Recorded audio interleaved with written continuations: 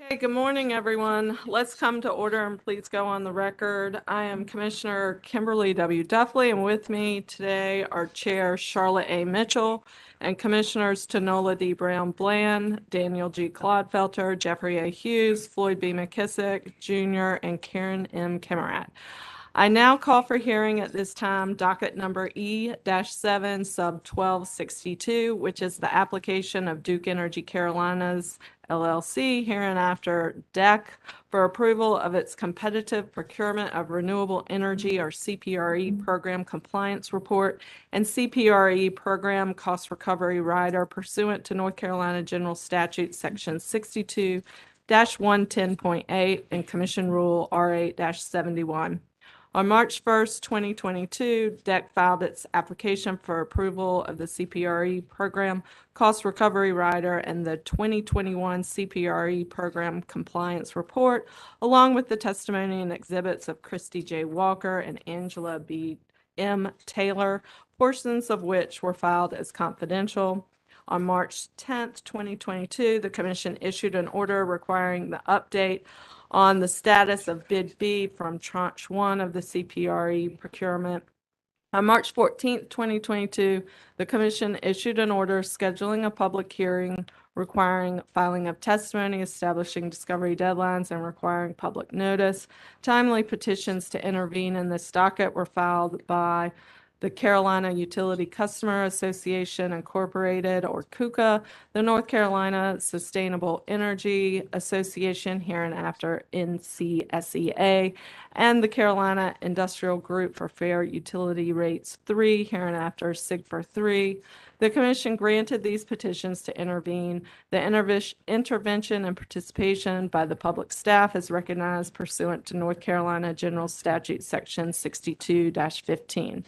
On March 17th, 2022, DEC filed an update of the status of the PPA offer to Bid B.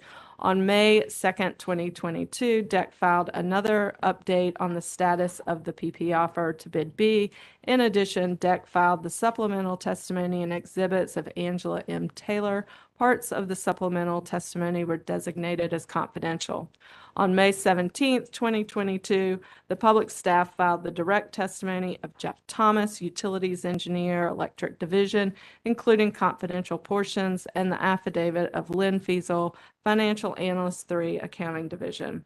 On May 26, 2022, DEC filed the rebuttal testimony of Angela M. Taylor. On May 31st, 2022, the Commission issued an order providing notice of Commission questions and requiring supplemental exhibits. And then on June 3rd, 2022, pursuant to the order, the public staff filed supplemental Fiesel Exhibits 1 and 2, which include confidential information. Also, on June 3rd, 2022, Duke Energy Carolinas filed the required affidavit of publication of notice. In compliance with the State Ethics Act, I remind members of the Commission of our responsibility to avoid conflicts of interest, and I inquire whether any member has any known conflict of interest with respect to the matter before us this morning. Okay, the record will reflect that no conflicts were identified. Has the public staff identified public witnesses that wish to testify this morning? We have not. Is there anyone in the audience that wishes to testify as a public witness? Okay, let the record reflect that no public witnesses have been identified and no public witnesses have come forward. I now call for the appearance of counsel, beginning with DEC. Good morning, Presider Commissioner Duffley, Commission. LaDawn Toon, Associate General Counsel on behalf of Duke Energy Carolinas, LLC. Good morning. Good morning, Presiding Commissioner Duffley, Chair Mitchell, members of the Commission. Brett Bryce with the law firm Quire Woods on behalf of Duke Energy Carolinas. And with me today is my co-counsel, Kristen Athens with the firm Quire Woods. Nice to meet you this morning. Nice to see you. Morning, Commissioners. Robert Josie with the public staff on behalf of the using and consuming public. Good morning, Presiding Commissioner Duffley, Chair Mitchell, and members of the Commission. Christina Kress with the law firm of Bailey and Dixon, appearing on behalf of SIGFR 3. Good morning. Craig Shower with the law firm Brooks Pierce on behalf of the Carolina Utilities Customers Association. Good morning, Commissioner Duffy. Peter Ledford on behalf of the North Carolina Sustainable Energy Association. With me is my co-counsel Taylor Jones. Good morning, and welcome, Ms. Jones. So do the parties have any preliminary matters before we begin? Okay. Hearing none. Duke, if you want to call your panel. Thank you. Duke Energy now calls Chrissy J. Walker and Angie M. Tabor to the stand. Unless there's an objection, Ms. Walker and Ms. Tabor will appear as a panel before the commission to answer any questions you might have. Any objection? Okay, that will be fine. Before we get started, I'll swear you in if you can, or would either of you like to affirm? Okay, so is that, if you'll put your left hand, both of you, we'll do both of you at the same time. If you'll put your left hand on the Bible. You see the Bible? There you go. Do you solemnly swear that the testimony you're about to give this morning will be the truth, the whole truth, and nothing but the truth, so help you God? Yes, I do. Thank you. Thank you. Starting with Ms. Walker, would you please state your name and business address for the record? Good morning, Presiding Commissioner Duffy, Chair Mitchell, and Commissioners. My name is Christy J. Walker, and my business address is 526 South Church Street, Charlotte, North Carolina.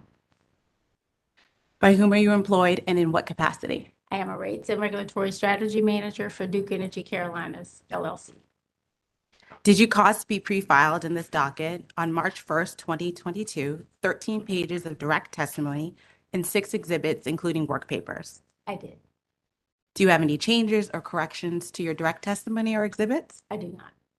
If I were to ask you the same questions that appear in your direct testimony today, would your answers be the same? Yes, they would. Ms. Walker, did you prepare a summary of your direct testimony? I did. Would you please present your summary for the commission? Yes. The purpose of my testimony is to describe the calculation of and support Duke Energy Carolinas, LLC's or DEC's Rider Cpre, which recovers Cpre program-related costs as allowed by North Carolina General Statute 62-110.8G. I also present in my testimony the information and data related to Cpre program cost as required by North Carolina Utilities Commission Rule 8-71, which is set forth in my Walker exhibit numbers 1 through 6. As explained in my testimony, the test period used for purposes of this proceeding is the 12 months beginning January 1st, 2021 and ending on December 31st, 2021. The billing period for purposes of this proceeding is the 12 months beginning September 1st, 2022 and ending August 31st, 2023. DEC's proposed rider Cpre is included in my Walker exhibit number 6. As shown on the rider, DEC proposes that a cents per kWh rate be applied to all North Carolina retail kWh sales for the 12-month billing period. Rider Cpre is proposed to be effective September 1st, 2022, and remain in effect for the 12-month billing period. The total Cpre program rider rate, including regulatory fee, for a residential customer is 0.0238 cents per kWh. As illustrated in the public staff's testimony and affidavit, the public staff's investigation into DEC's filing resulted in a finding that the company's proposed rider, Cpre, and experience modification factor rates were reasonable and should be approved. Thank you. Thank you, Ms. Walker. Presiding Commissioner Duffy, at this time, I move that the pre-filed direct testimony of Ms. Walker be copied into record as if orally given from the stand. And, sorry. Go ahead. Oh, no, I'll let you. Any objection? Motion is allowed. And since there are no cross-examinations, from my understanding of speaking with the parties, I'd also move that her 6 direct exhibits and supporting working papers be moved into evidence as well. Any objection? So moved. The testimony and exhibits are admitted into the record. Thank you. Turning to Ms. Tabor, would you please state your name and business address for the record? Yes, my name is Angela M. Tabor, and my business address is 410 South Wilmington Street in Raleigh, North Carolina. By whom are you employed and in what capacity? I am a renewable compliance manager for Duke Energy within the Business Development and Compliance Department. Did you cause to be pre-filed in the docket on March 1st, 2022, 15 pages of direct testimony and one exhibit, which was the CPRE compliance report? I did. Do you have any changes or corrections to your direct testimony or exhibit? I did. However, I addressed those changes and corrections in the supplemental testimony and supplemental exhibit that I filed. If I were to ask you the same questions that appear in your direct testimony today, would your answers be the same? Yes, they would when read in conjunction with my supplemental testimony. Did you also cause to be pre-filed in this docket on May 2nd, 2022, 10 pages of supplemental testimony and one exhibit, which was an updated CPRE compliance report? Yes, I did. Do you have any changes or corrections to your supplemental testimony or exhibit? I do not. If I were to ask you the same questions that appear in your supplemental testimony today, would your answers be the same? Yes, they would. Ms. Tabor, did you also cause to be profiled in this docket on May 26, 2022, 11 pages of rebuttal testimony? Yes, I did. Do you have any changes or corrections to your rebuttal testimony? I do not. And if I were to ask you the same questions that appear in your rebuttal testimony today, would your answers be the same? Yes, they would. Ms. Tabor, did you prepare a summary of your testimonies? Yes. Would you please now present your summary for the commission? Yes. Good morning.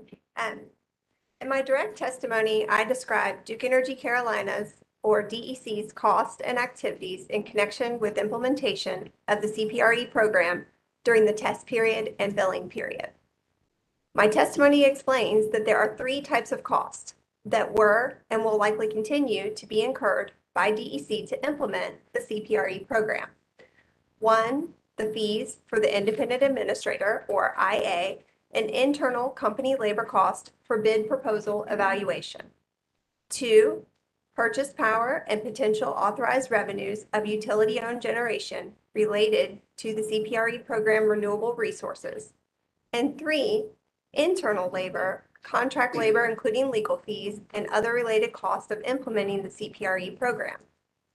I testify that DEC has reasonably and prudently incurred costs in each of these categories to implement the CPRE program.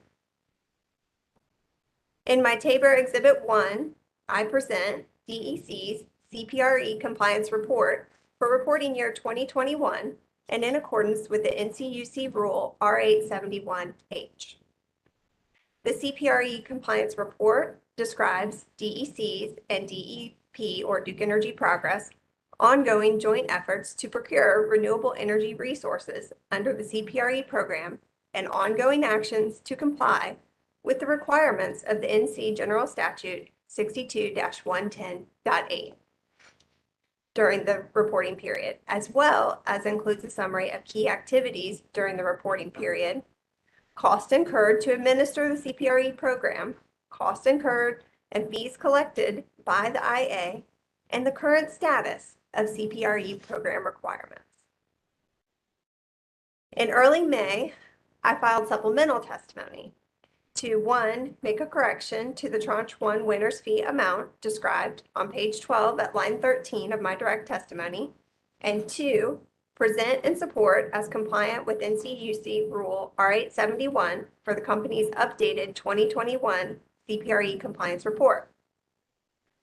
In the updated CPRE compliance report, I presented new information about the CPRE program having occurred after the initial March 1st filing, including information on certain projects dropping out or proposing to drop out of the CPRE program. Most recently, I filed rebuttal testimony to address the public staff's request that DEC provide suggestions on how to address the shortfall of projects bidding into CPRE Tranche 3. My rebuttal explains that DEC is committed to achieving the CPRE program requirements and that the carbon plan recently filed with the commission selects solar beyond the volume of resources required by CPRE. My rebuttal testimony also explains that DEC agrees with public staff's comment that the CPRE program shortfall could be filled through the planned 2022 solar procurement or additional procurements under the carbon plan, and that the companies plan to engage the public staff and interested stakeholders about ways to address the CPRE shortfall in the near future. Thank you. Thank you, Ms. Tabor. Presiding Commissioner Duffy, at this time, I move that the pre-filed direct, supplemental, and rebuttal testimonies of Ms. Tabor be copied into the record as if orally given from the stand. And again, since there's no cross-examination, that Ms. Tabor's supplemental and direct exhibits be moved into evidence as well. Any objection? So moved. Ms. Tabor's direct, supplemental, and rebuttal testimony will be introduced into the record as well as all exhibits. Thank you. Presiding Commissioner Duffy, Ms. Walker, and Ms. Tabor are available for commission questions.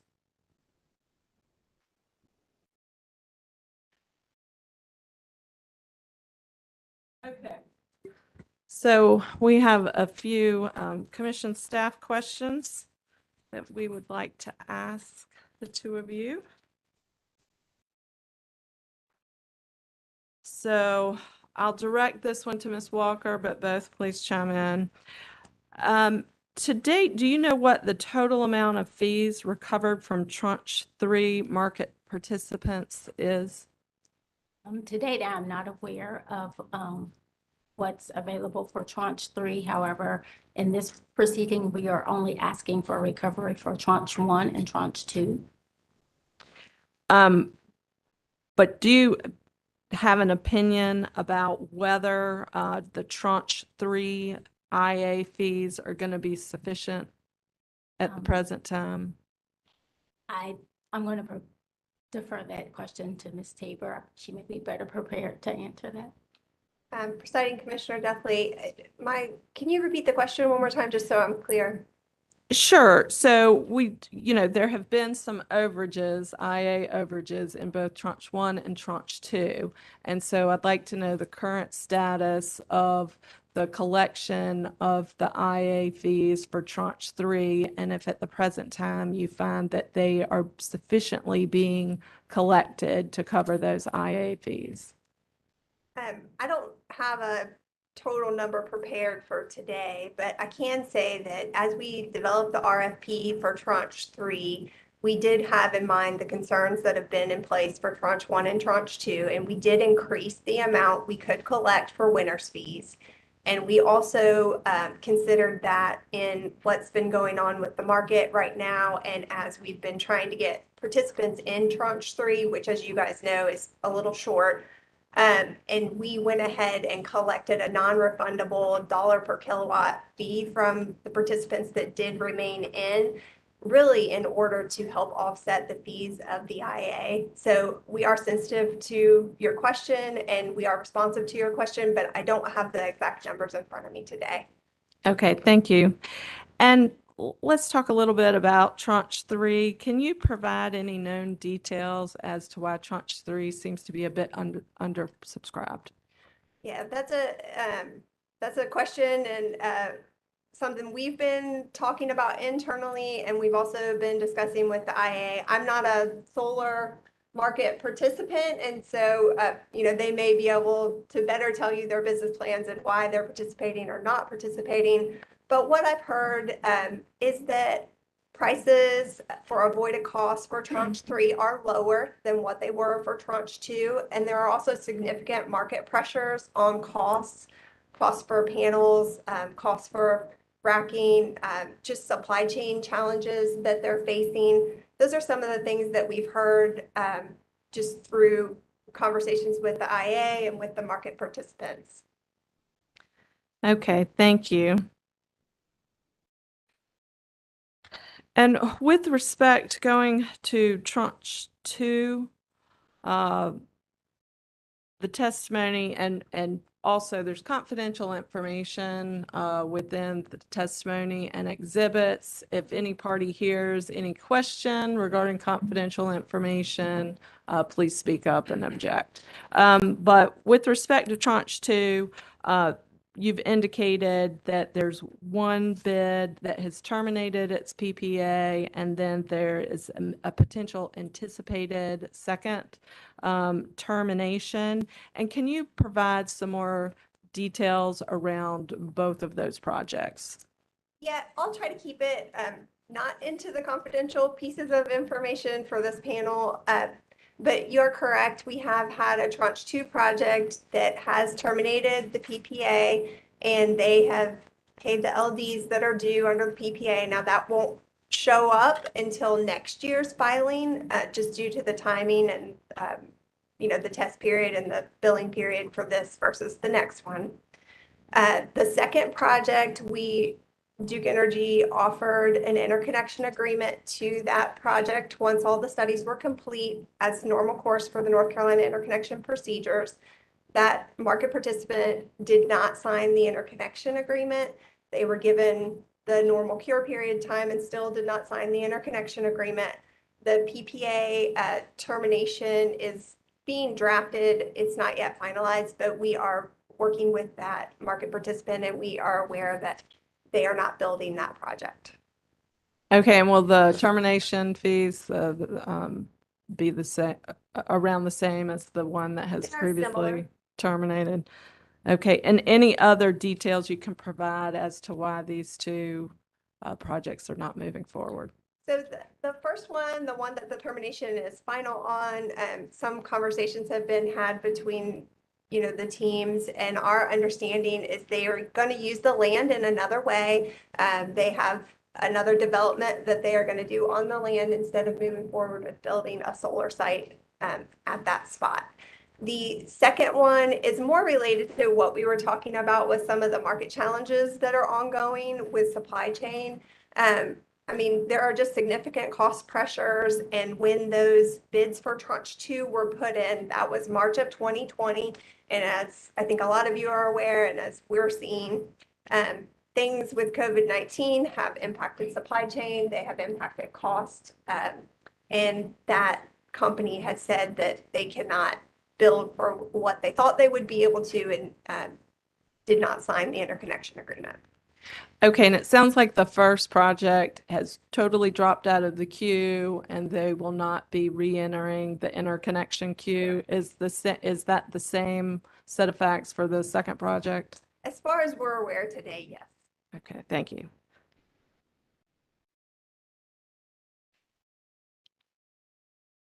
And then going back to the cost overruns, is there does Duke have an internal metric, or is there an industry standard benchmark about when cost overages become unreasonable? Walker, do you want to take that one? I do not think so, but I'm not prepared to answer that question. But we can get back to you on that one. Okay, thank you. I can chime in and just say that as we get the monthly invoices from the IA, we do review them. We look at what we're being billed for and what was going on during that month. We're aware of what meetings we were in with the IA and which activities are happening, and we can see a breakdown of what the expenses are for and what the bill rates are. And we do review them before making the payments to the IA. So there is some work done internally. Okay, thank you. I will chime in and say we do believe the costs are reasonably incurred and are prudent, and that they should be approved for recovery. Okay, thank you. Any other questions? Chair Mitchell. Good morning. Just a few questions for y'all. So following up on Commissioner Duffley's questions about the IA fees, I understand y'all review the monthly invoices and ensure that the time recorded reflects y'all's understanding of the work done. Has the company ever asked the IA to downward adjust their invoice for any reason? We have had instances where we've seen errors on an invoice where we've sent it back and gotten a correction done. It was not specifically due to hours, but maybe the rate that we were charged. So we do review based on that. Okay, and so there have been instances where you've had to go back and say, fix this, correct amount ultimately charged. Okay. Okay, thank you. Question on, following up on Commissioner Duffley's questions about the two projects that have withdrawn from tranche 2. Sounds like the first project, it's a done deal, not going to develop solar on that land, going to go in a different direction. That's what I'm understanding from your testimony. The second project didn't sign the IA, is that correct? That is correct. And it was your testimony that at this point in time, you all don't know what, the company doesn't know what that developer is going to do next? We are not aware of the developer's specific business plans for the property. It is in North Carolina, but we don't have the specifics of that. Our understanding simply from the conversations has been that it's not a good business plan for them at this time with everything that they're seeing in the market between the cost pressures, the avoided cost cap, just the step down of the investment tax credit. There are just many factors that have been piling up. Understood. against them. Understood. And are you aware of the interconnection? Are you aware of the terms and conditions of the interconnection agreement that was tendered to that project developer? That would be the interconnection team that developed that, and the account manager and, Scott Reynolds, Ken Jennings' team. Yeah. That developed it. It is a standard North Carolina interconnection. They followed the procedures for North Carolina interconnection to tender that agreement, but I'm not aware of the specifics of the appendices of the agreement. Okay, so you don't know whether that agreement involved upgrades on the transmission system? I do not know that. Okay. No. Okay. In your testimony that you provided today, I see it, I'm not sure if which of your testimonies is in, but I heard you say it in your summary just a minute ago. You all have, the company has discussed with the public staff the possibility of using future procurements to satisfy CPRE shortfalls. My question for the company is this, and either one of you all can answer it. Ms. Tabor, it's probably coming to you though. The CPRE statute involves a avoided cost cap threshold, does it not?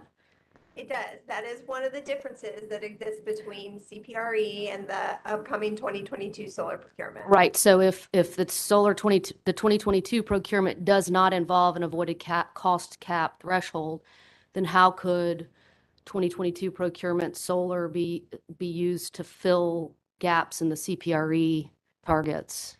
Yeah, that's a great question. We have had internal discussions. We are trying to work out what a good strategy will be to overcome the shortfall that exists for CPRE.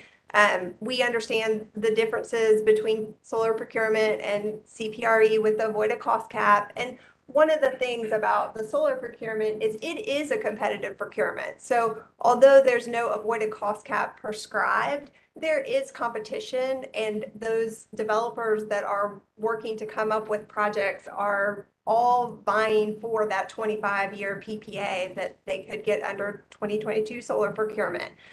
So we do see that. And I would also just say that it would be challenging to have the parallel path of CPRE and 2022 procurement at the same time. I believe just from a timeline perspective, we are aligning with DICES, and DICES is our cluster study model, and the DICES window does close June 29th for these projects.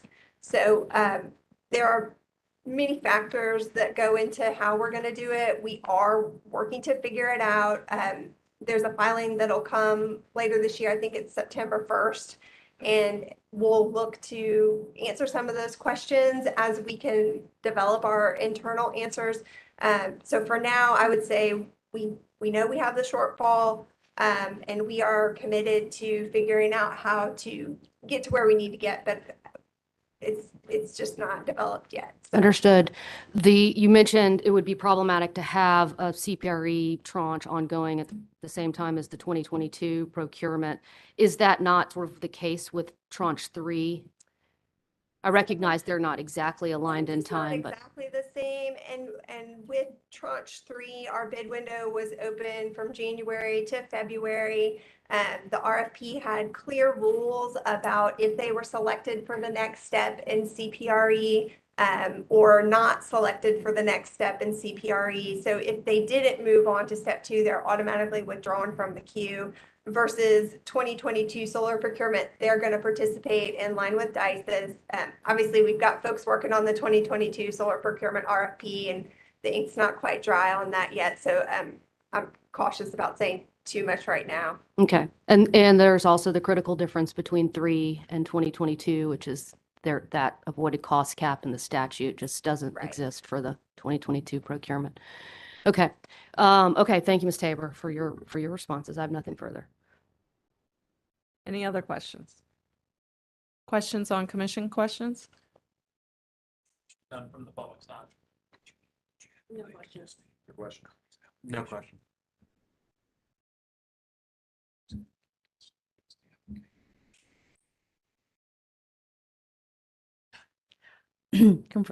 Pardon me, Presiding Commissioner Duffy, I would like to enter the company's application into the evidence in this proceeding. I apologize for not noting that earlier. Any objection? So moved. The application's introduced into the record. Do you have questions? No, no further question. Okay. Thank you. Thank you. Thank you very much for your testimony today. Let's step down. Yep. Public staff? Public staff calls Lynn Fiesel and Jeff Thomas to the stand.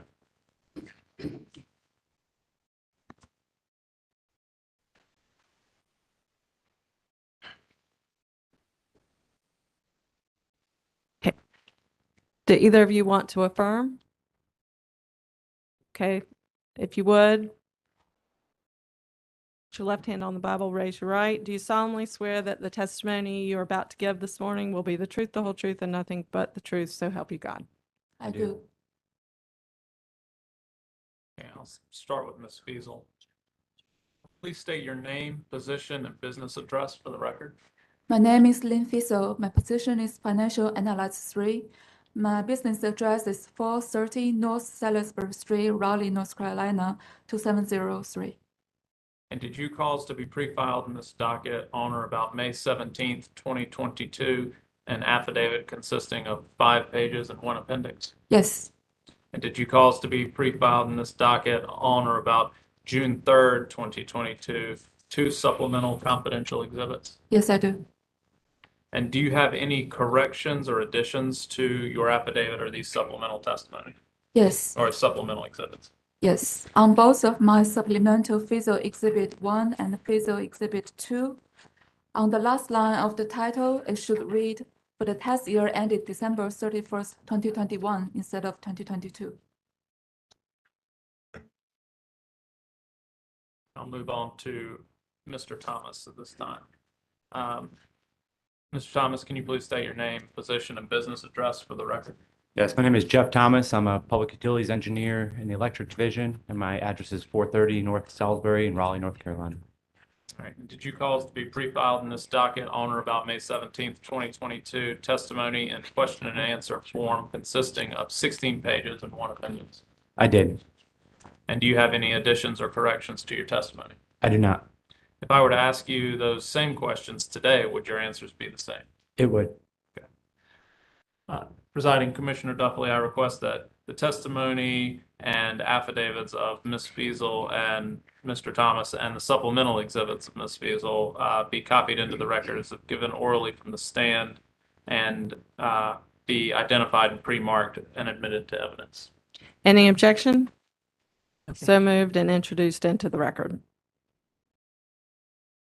The witnesses do not have summaries, and as the parties have previously agreed to waive cross-examination, these witnesses are now available for commission questions. Okay, any commissioner questions? Ms. Fiesel, I have a question for you. It relates to your supplemental Exhibit 1. Can you bring that up in front of you? Yeah.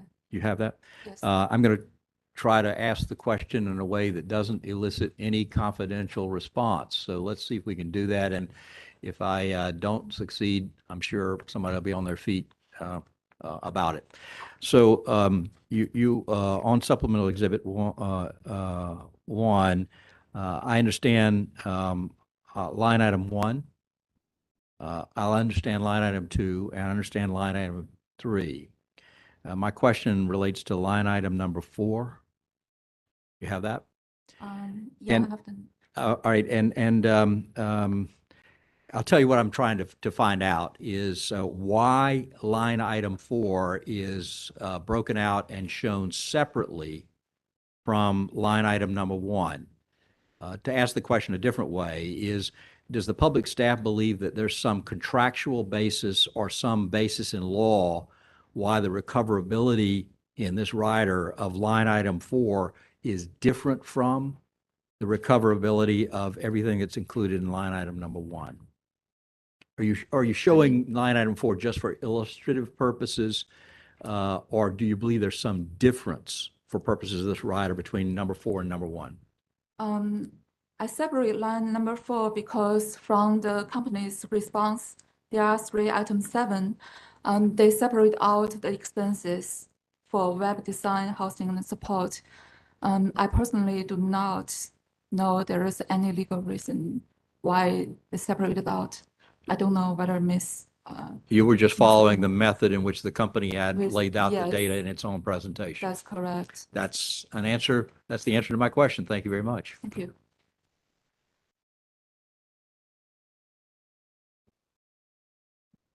Any other questions? Chair Mitchell? Mr. Thomas, you heard my questions to the Duke panel about filling a shortfall, solar procurement shortfall from CPRE with other solar. What about the avoided cost cap? How do you do that? Well, I didn't hear those questions to the other witnesses, and I do, it is a challenge. It will be a challenge, and we look forward to working with Duke in advance of the September 1st CPRE program plan filing to try to work out those details. But don't have any, we have a plan to make a plan at this point and no set strategy. Okay. Okay. Thank you, Mr. Thomas. Any other questions? Okay, we have some commission staff questions as well. So going back to the IA cost overruns, I'm not sure if you heard the question to the DEC witnesses, but when public staff was looking at those costs, can you just explain a little bit more of your analysis finding those costs as reasonable for recovery? And do you, within public staff, have an industry standard or benchmark for that finding of reasonableness? Is that question for me? Okay, I can answer part of the question.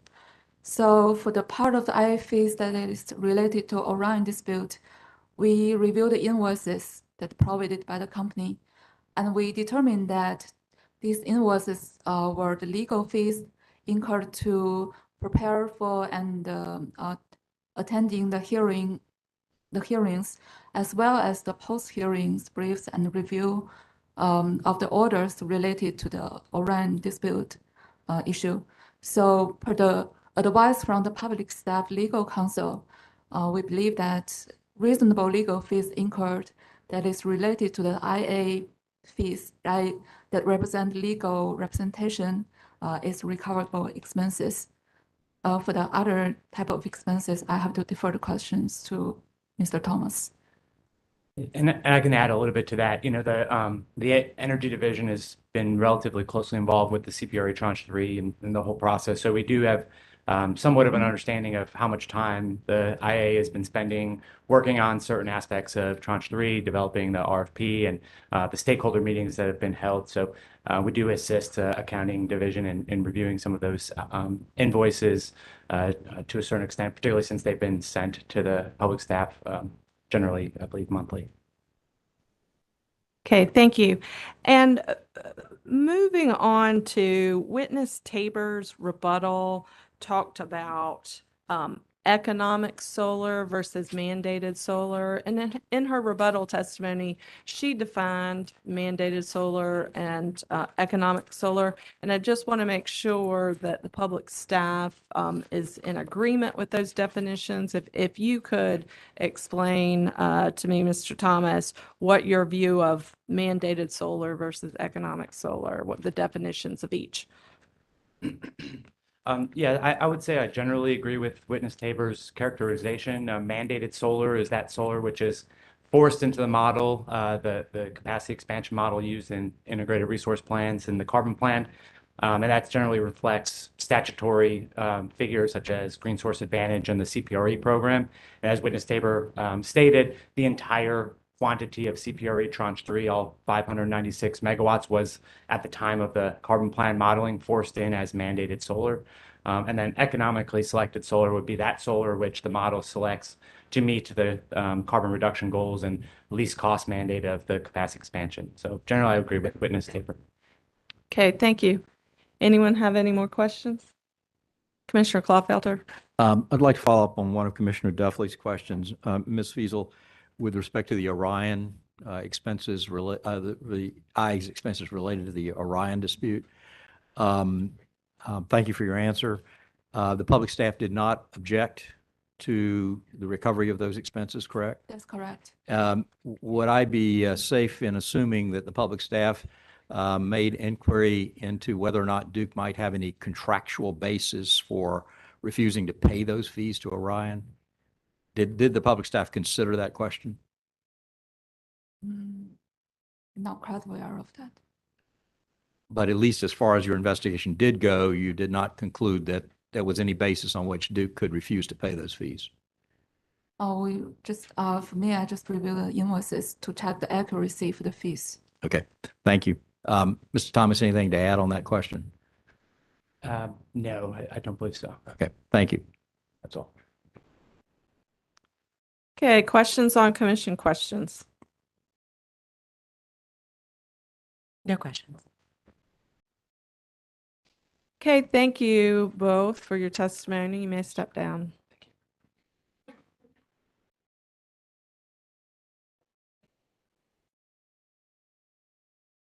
Hearing none, proposed orders 30 days. Understood. Nothing else. Thank you. Thank you.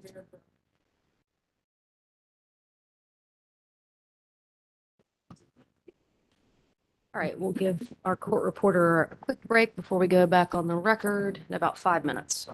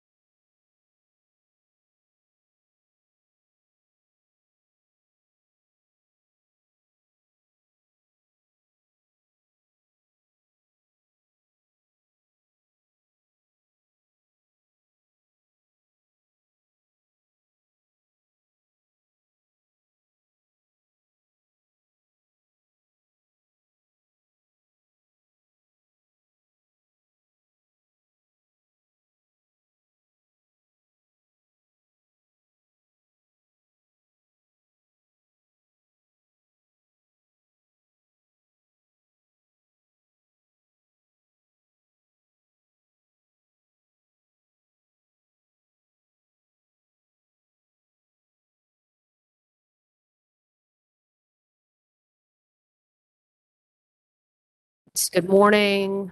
Let's come to order. Go on the record, please. I'm Charlotte Mitchell, Chair of the Utilities Commission. With me this morning are Commissioners Brown, Bland, Clodfelter, Duffley, McKissick, Hughes, and Wright. I now call for hearing docket E-7 sub 1263 in the matter of application of Duke Energy Carolinas LLC pursuant to North Carolina General Statute Section 62-133.2 and Commission Rule R855 relating to fuel and fuel-related charge adjustments for electric utilities. Section 62-133.2 provides for annual fuel charge adjustment proceedings for electric utilities engaged in the generation or production of electricity by fossil or nuclear fuels. Commission Rule R855 provides that the fuel charge adjustment proceeding for Duke Energy Carolinas will be held the first Tuesday of June of each year, and that DEC shall file its application, direct testimony, and exhibits, and shall publish notice prior to the hearing. On March 1st, 2022, DEC filed its application to adjust the fuel and fuel-related cost component of its electric rates, along with the direct testimony of witnesses Sykes, Houston, Verderami, Walsh, and Capps.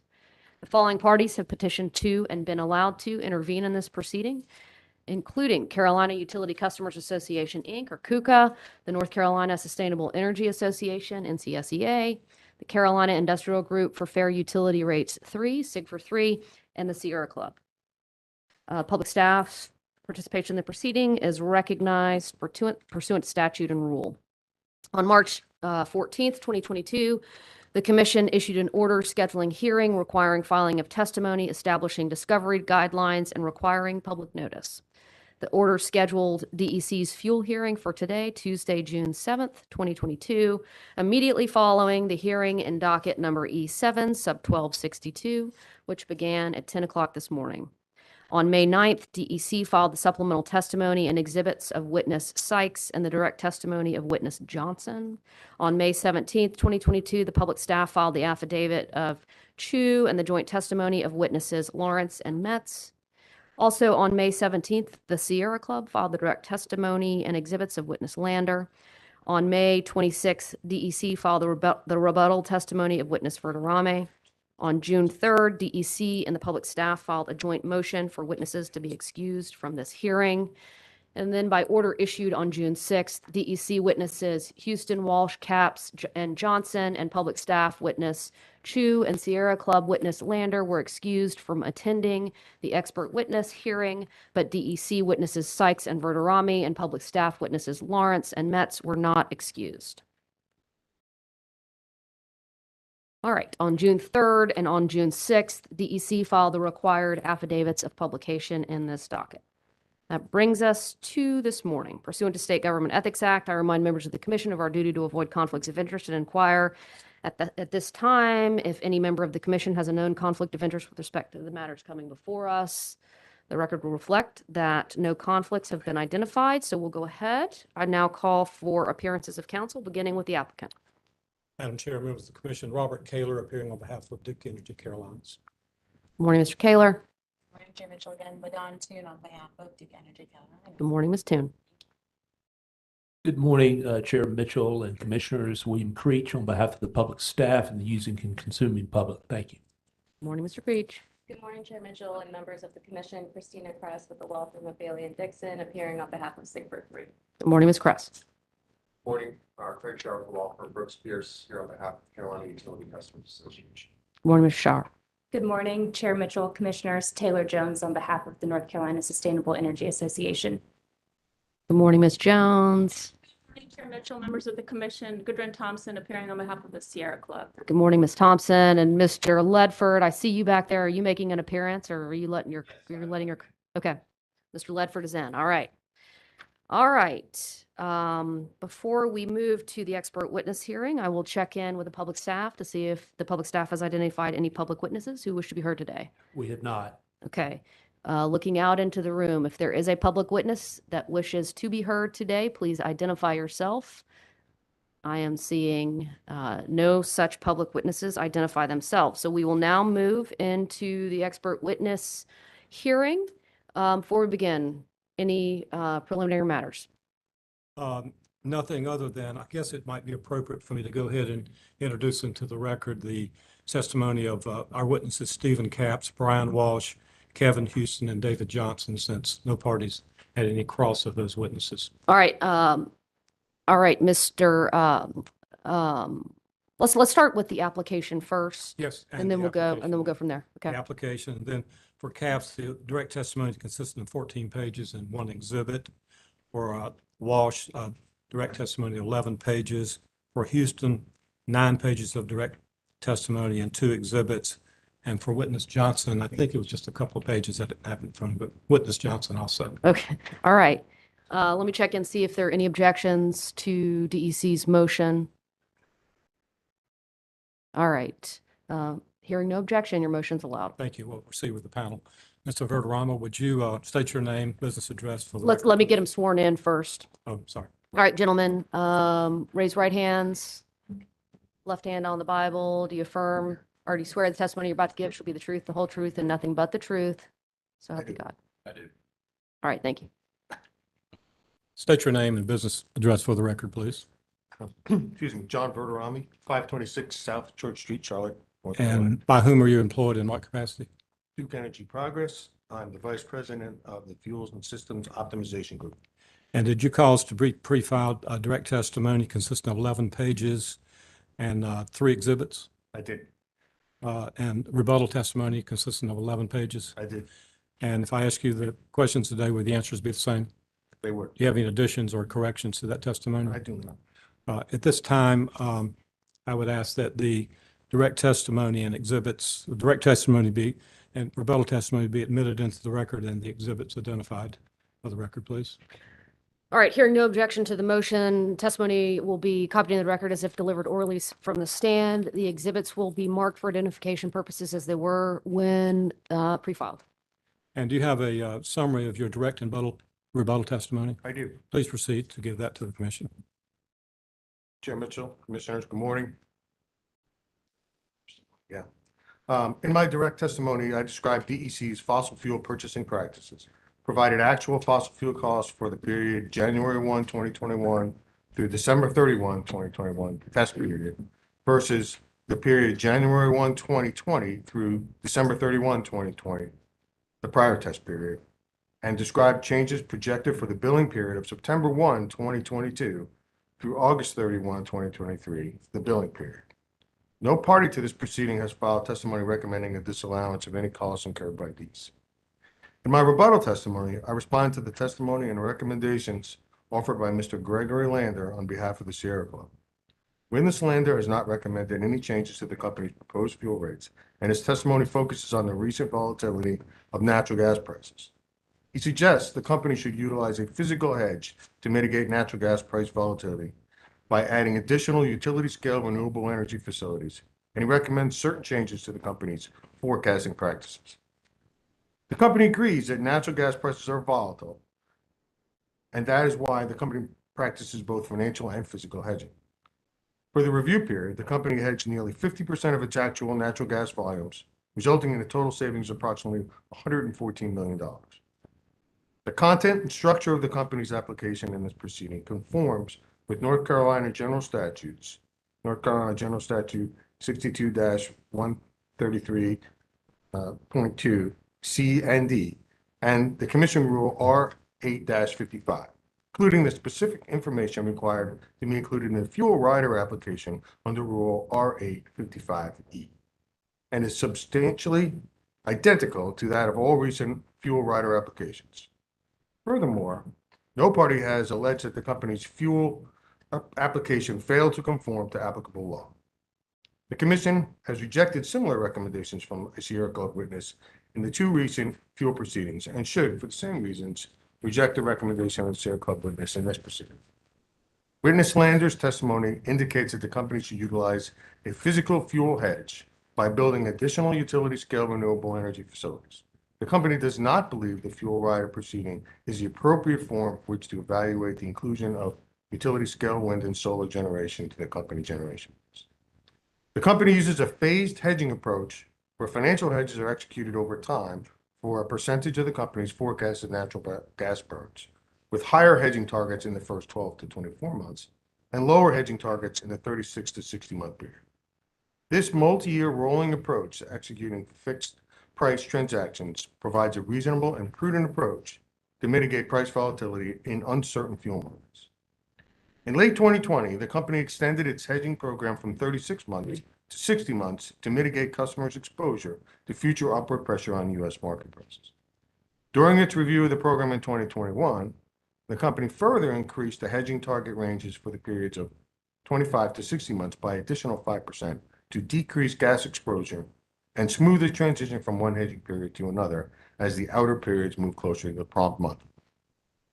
The company also engages in physical hedging by contracting for optional physical natural gas supply through monthly calls and daily optimization of its physical gas storage to reduce exposure to the Transco Zone 5 monthly and daily prices.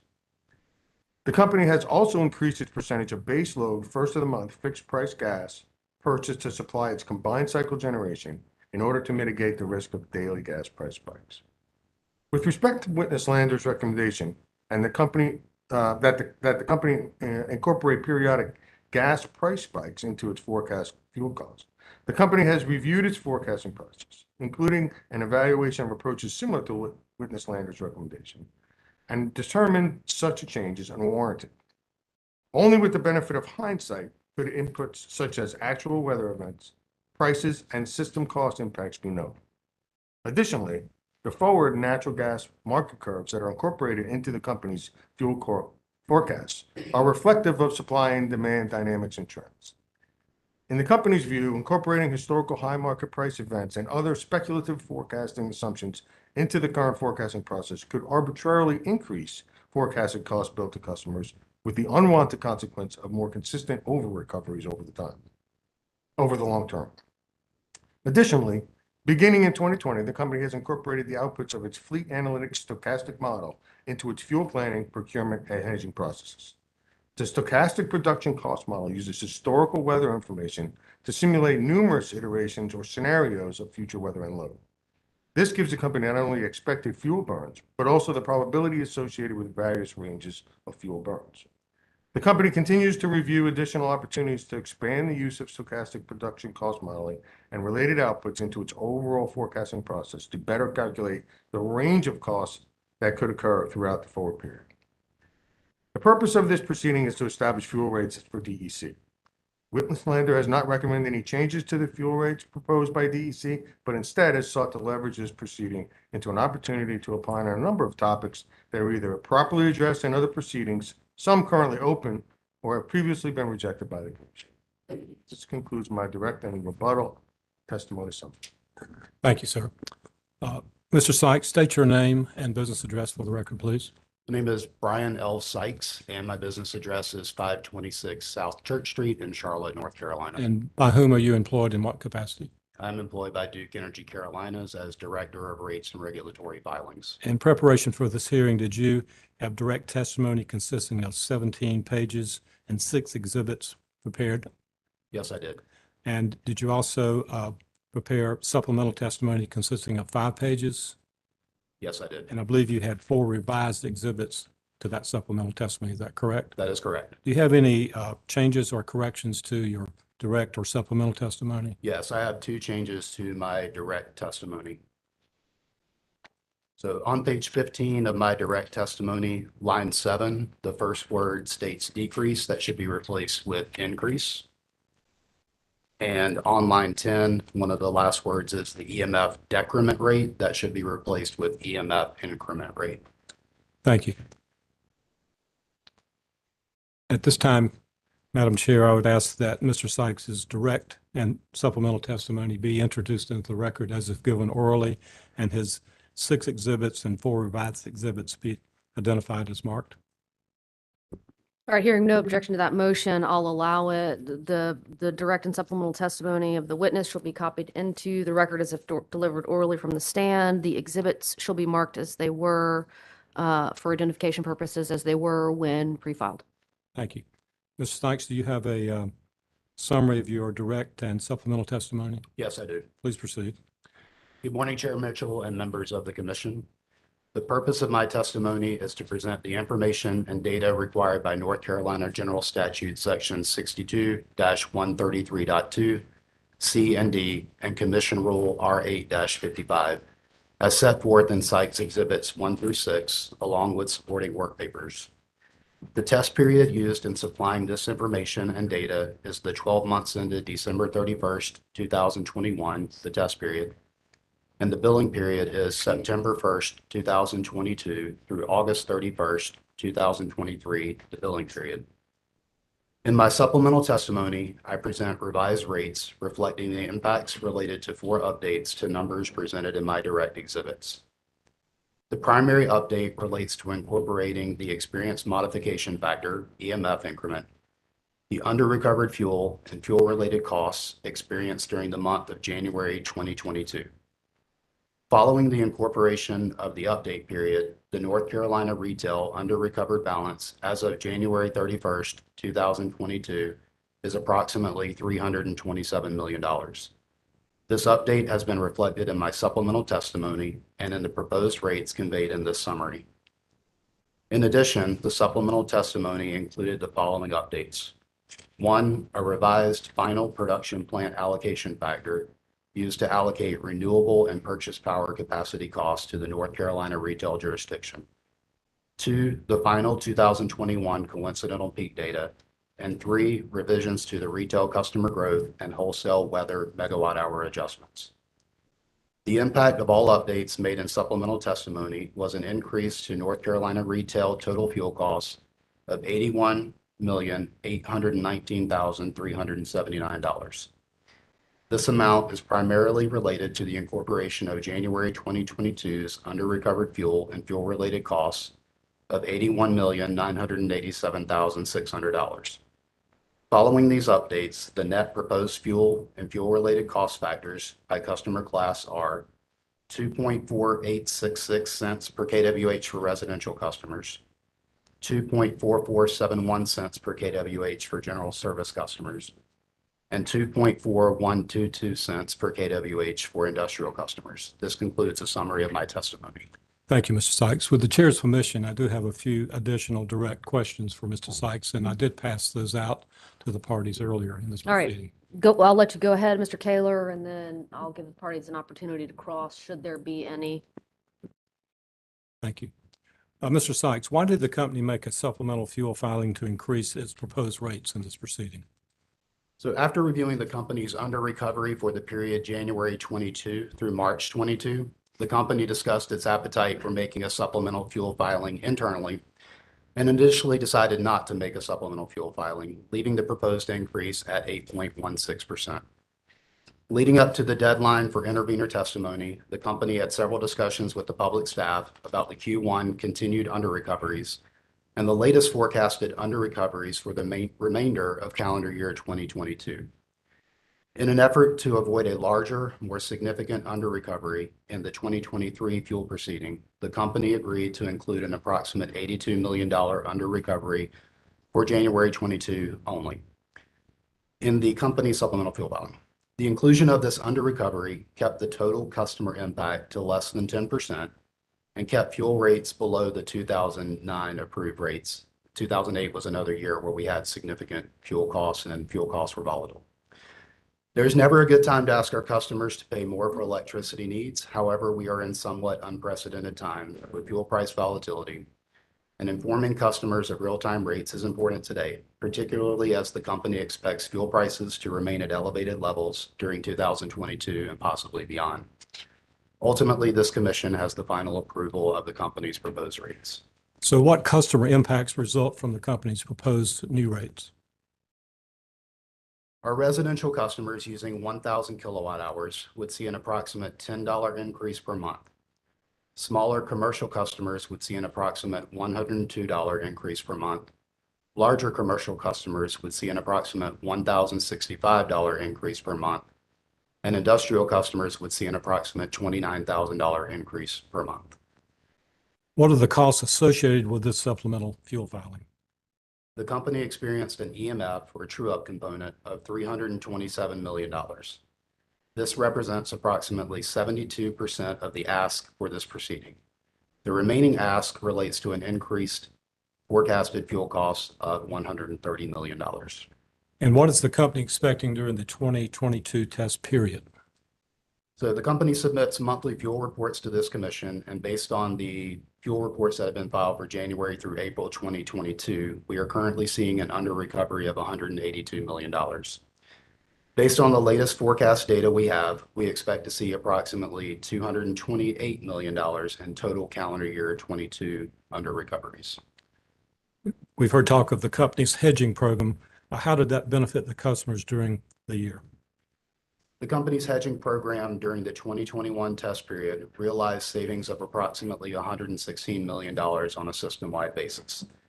This translates into approximately $77 million of savings for our North Carolina retail customers.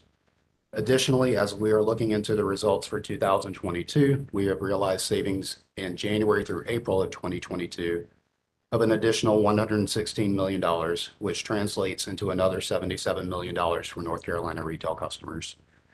I'll note that fuel prices began spiking in spring of 2021, so the benefit in 2021 began increasing approximately May 2021. We are already seeing as much savings in 2022 since fuel prices continue to be significant and they are rising. It's a coincidence these numbers are the same. What forecast did the company use in this proceeding? The company used a forecast that began with fuel commodity prices as of the close of business December 9th, 2021. This was the forecast that was most recently available at the time of the fuel filing on March 1st, 2022. From the time a forecast close of business is set, it takes approximately 2 to 3 weeks to execute the forecast and another 2 weeks to determine customer rates. Subsequent to the company's direct filing, the company obtained another forecast as of the close of business March 10th, 2022. This forecast showed an increase of 2.7% in total fuel costs.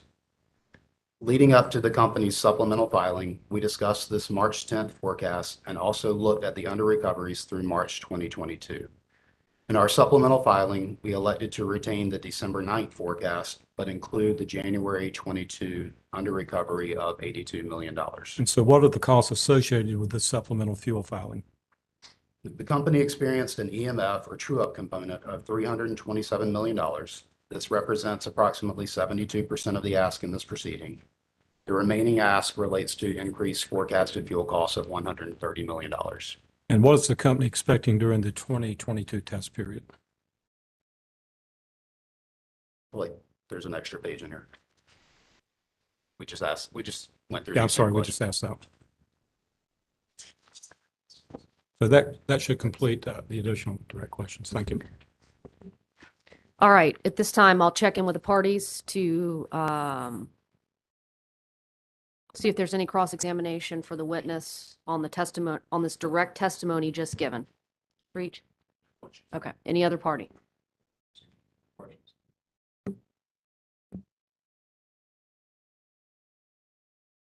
No questions, because I've just heard this testimony and so didn't know that it was going to be presented, but thank you for the opportunity. All right, understood. Thank you.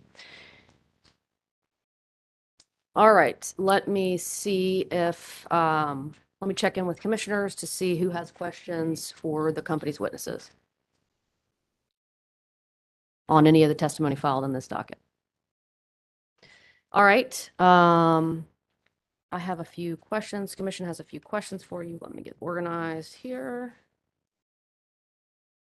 Gentlemen, thank you both for being here this morning. I will take you through, I have a few questions. Either or both may respond. So,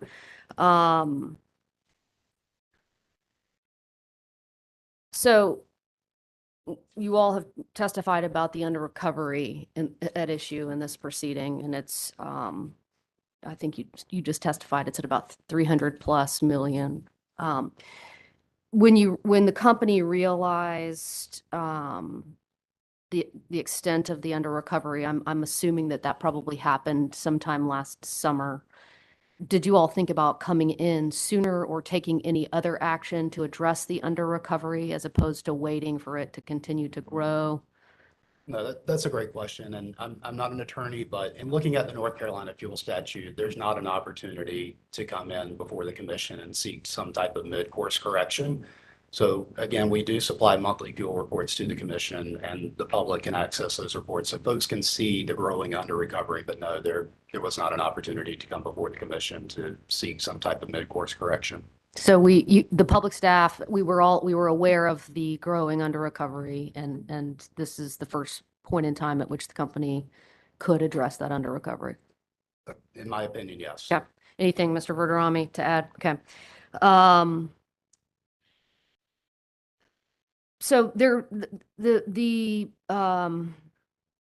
price of natural gas has continued to escalate over the course of the past, over the test year period, as well as it continues to escalate. We understand from your direct testimony, Mr. Verderami, that the forward price for the billing period was $3.60. And public staff witnesses testified that as of May of 2022, this spring, it's been around 6.5 cents, and we know it's probably higher right now as we speak. You've testified about the under recovery that exists right now for the 2020, I guess it will be the next fuel rider proceeding, and that it's growing. And you've also given us in your testimony today sort of your best guess at where you think that under recovery will be when it is time for you all to come in. But is that, how confident are you in that opinion or in that testimony, given that the price of gas is higher now than it was, obviously in December when you all were preparing the filings for this proceeding, and it continues to escalate? Yeah, I can start, Chair Mitchell, thank you. Sure. Better? So when I used to work on Wall Street, we had an expression, if you showed me tomorrow's newspaper, you'd only see me tomorrow. So unfortunately, the forward curve is our window into the future. And so the level of confidence I have is solely based on that forward look. But I will say, if you've read one article on the drivers behind gas, you've probably read them all. Lack of production response to the price, concern about storage and how that will impact. And I think that's important, how that'll impact future years, and then just demand domestically and internationally. But what you don't read, I think, is what's somewhat broken in the normal price response to natural gas, and this leads up to why I think we're going to see volatility going forward. The normal response to price, high prices, is either production response or demand destruction. So we've talked about the production response.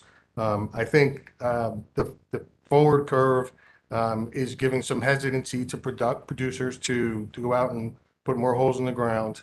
They've also feeling pressure from their long-suffering investors to return cash to them. So I think there will take some time for production to return. But on the demand destruction side, that's usually where we see coal to gas to coal switching, right?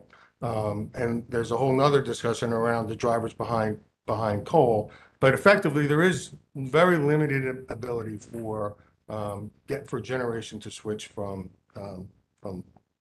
gas to coal at this point. So there's a limit to demand destruction. The second demand destruction usually comes from utility use, or I'm sorry, industrial use. And even at $7, $8 gas, these industrial users are fairly competitive against international users of gas that are $20 or $30 decatherm. So that's not slowing down demand either. And then finally, oil. The last demand destruction comes from switching from gas to oil.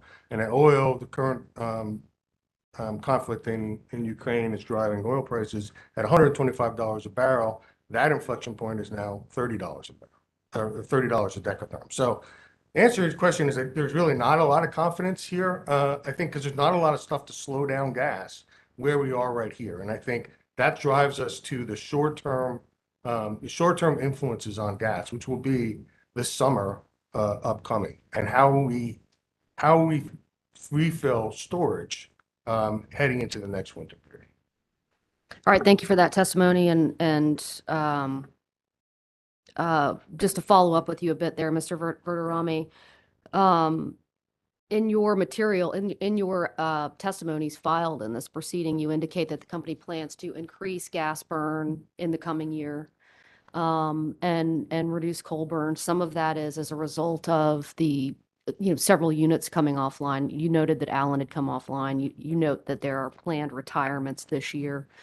And so, with all of that in mind, how I want, and I hear you saying that your the numbers you are putting before us in this proceeding are subject to all of the external forces over which we have no control. The company has no control. The company does have control over how it procures fuel and operates its system. So assure me that the company is going to do everything it can to insulate its customers from the volatility that we are experiencing now and are likely going to experience as we move forward. So I will start off with, I think of all the jurisdictions that I'm responsible for, the Carolinas have managed through this fuel crisis better than all the others. And I think it's a testament to two things. One, that the portfolio of assets we have and the diversity of those assets to switch between fuels when that's economically viable. And the other is, I think the commissions should be lauded for their commitment to the hedging program. It's a mature and it provides value to customers. Now, with that said, at the end of the day, we are a price taker. We can hedge to the limits of our hedge programs, but at the end of the day, we are somewhat subject to the vagaries of the market. We are very focused on fuel security, and as the coal supply chain devolves, that will be at least as much a priority for us as managing low cost, the cost of fuel in the short term. So I think in the long term, that really will be the goal for us, is to manage long-term prices, and that as we see more stress on the coal industry, that's going to be our focus. So you mentioned challenges that will arise this summer as we increase usage down here as it gets hotter and hotter and air conditioners are cranking. But you also mentioned shortage or storage constraints. But talk to me some about the winter. As we head into the winter, what's going to happen? I mean, in jurisdictions jurisdictions across the country right now are expressing grave concerns about electric system operation as we head into the winter. So tell me what you're seeing for our systems here in terms of fuel prices, your ability to procure fuel, your ability to ensure fuel security, and then your colleagues' ability to operate the system efficiently. It's a great question, and I think it touched on a lot of things beyond just price.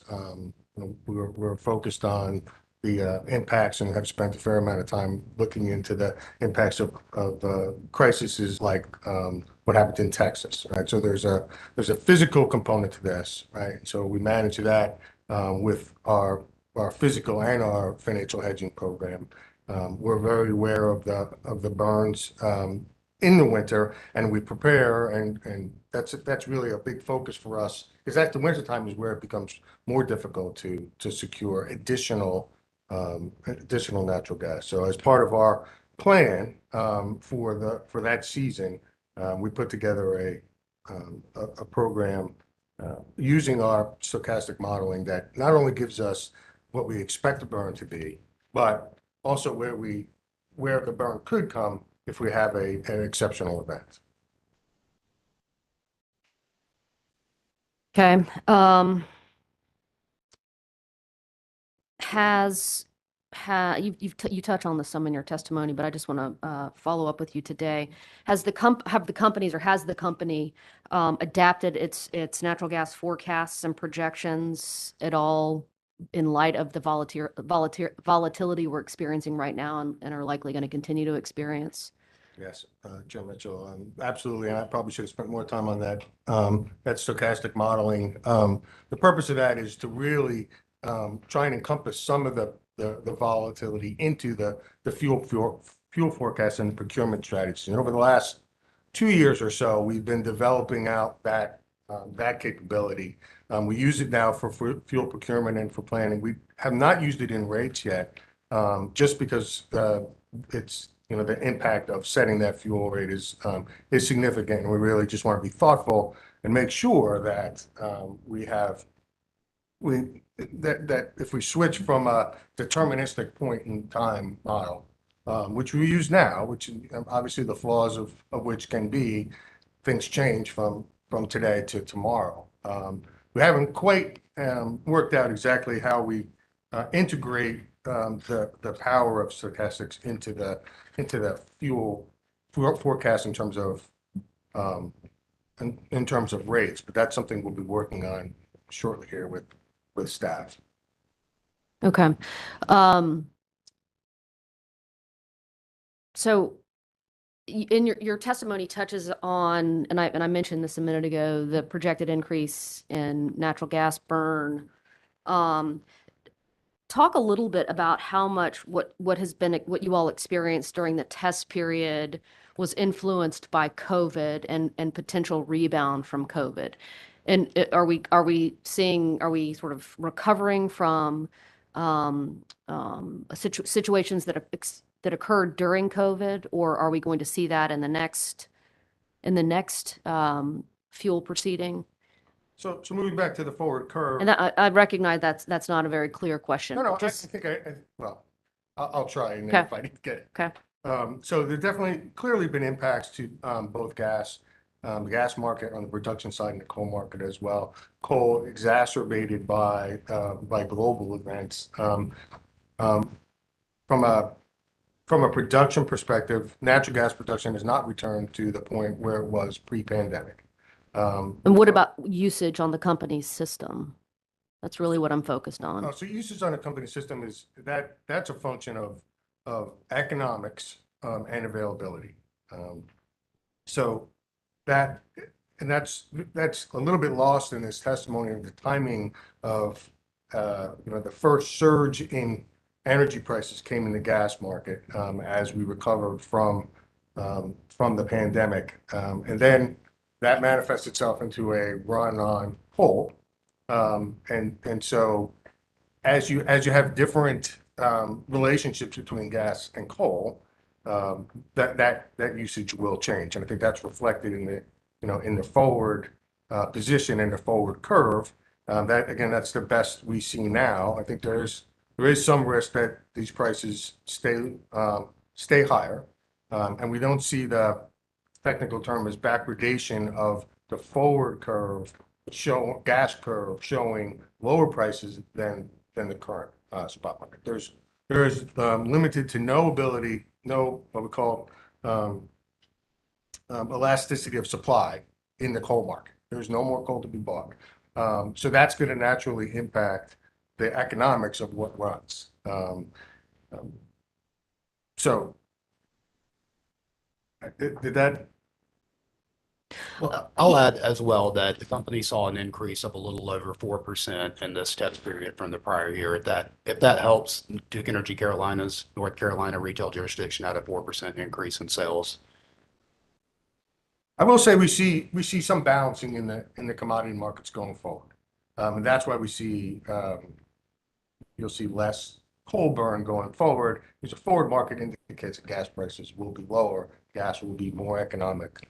You see that most dramatically at the dual fuel units. That's where the switch mostly occurs. Okay. Okay. Mr. Verderami, a couple of questions for you about the hedging the company's hedging practices and program. So in recent years, the company has extended its hedge horizons from 36 months to 60 months and from, I think, 25 months to 60 months in another instance. What help us understand the benefits, help us understand the decision to extend the hedge horizon. Sure, Chairman. So that first move to extend from 36 months to 60 months was really born out of what we saw as a no regrets move in response to a really extended period of low gas prices and a forward curve that was very flat that showed there was not a lot of premium to the forward market. And customers almost had again, no regrets opportunity to start layering in some hedges further out the curve. So that was that decision. And then further to that, as we started to see a growth in gas and expectation there would be more gas burned, that it made sense to raise some of those percentages up just a little bit as well. It's still a very programmatic or fairly programmatic type of a program, but it allows those longer terms allow us to layer in hedges through time. Okay, it's my understanding that Piedmont Natural Gas, obviously DEC's affiliate, hedges out 12 months. Are you aware of Piedmont's practices? No, I'm sorry, I'm not. Okay, if that is the case and you were to accept that, subject to check, any reason why? Can you think of any reason why Piedmont would hedge out only 12 months? I'm sorry, I can't. Okay.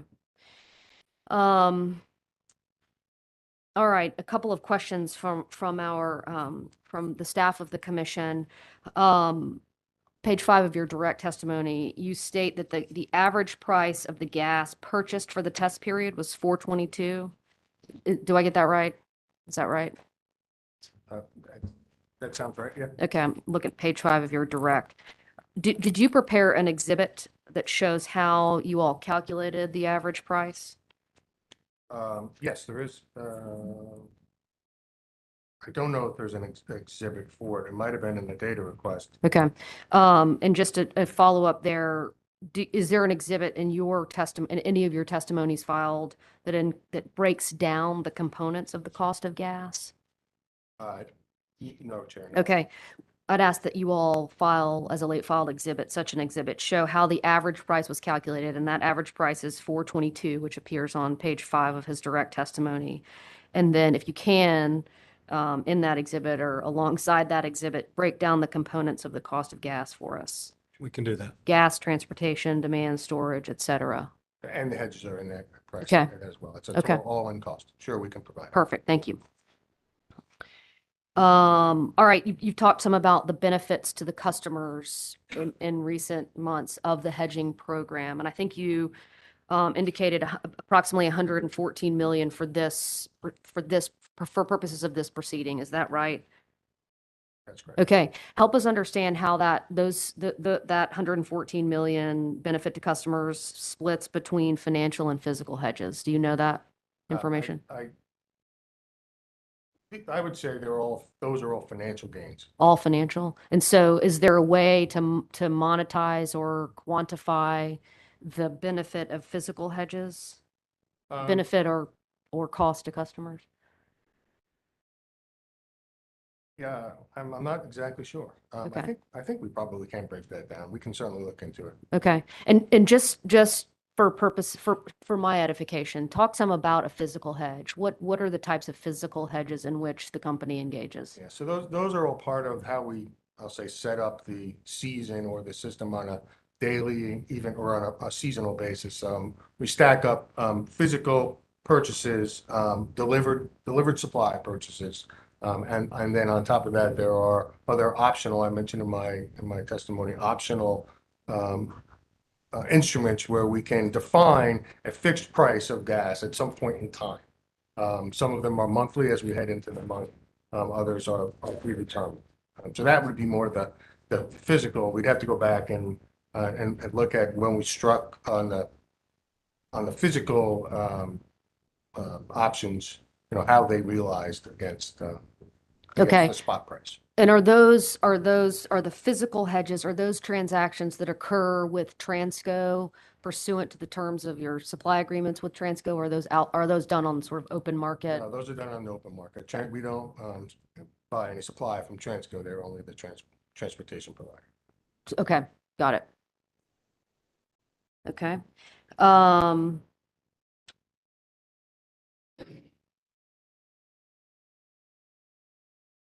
And at this point in time, am I correct that the company is not filing a monthly hedging report with the commission? No, we do Okay. not. That's correct. We do not.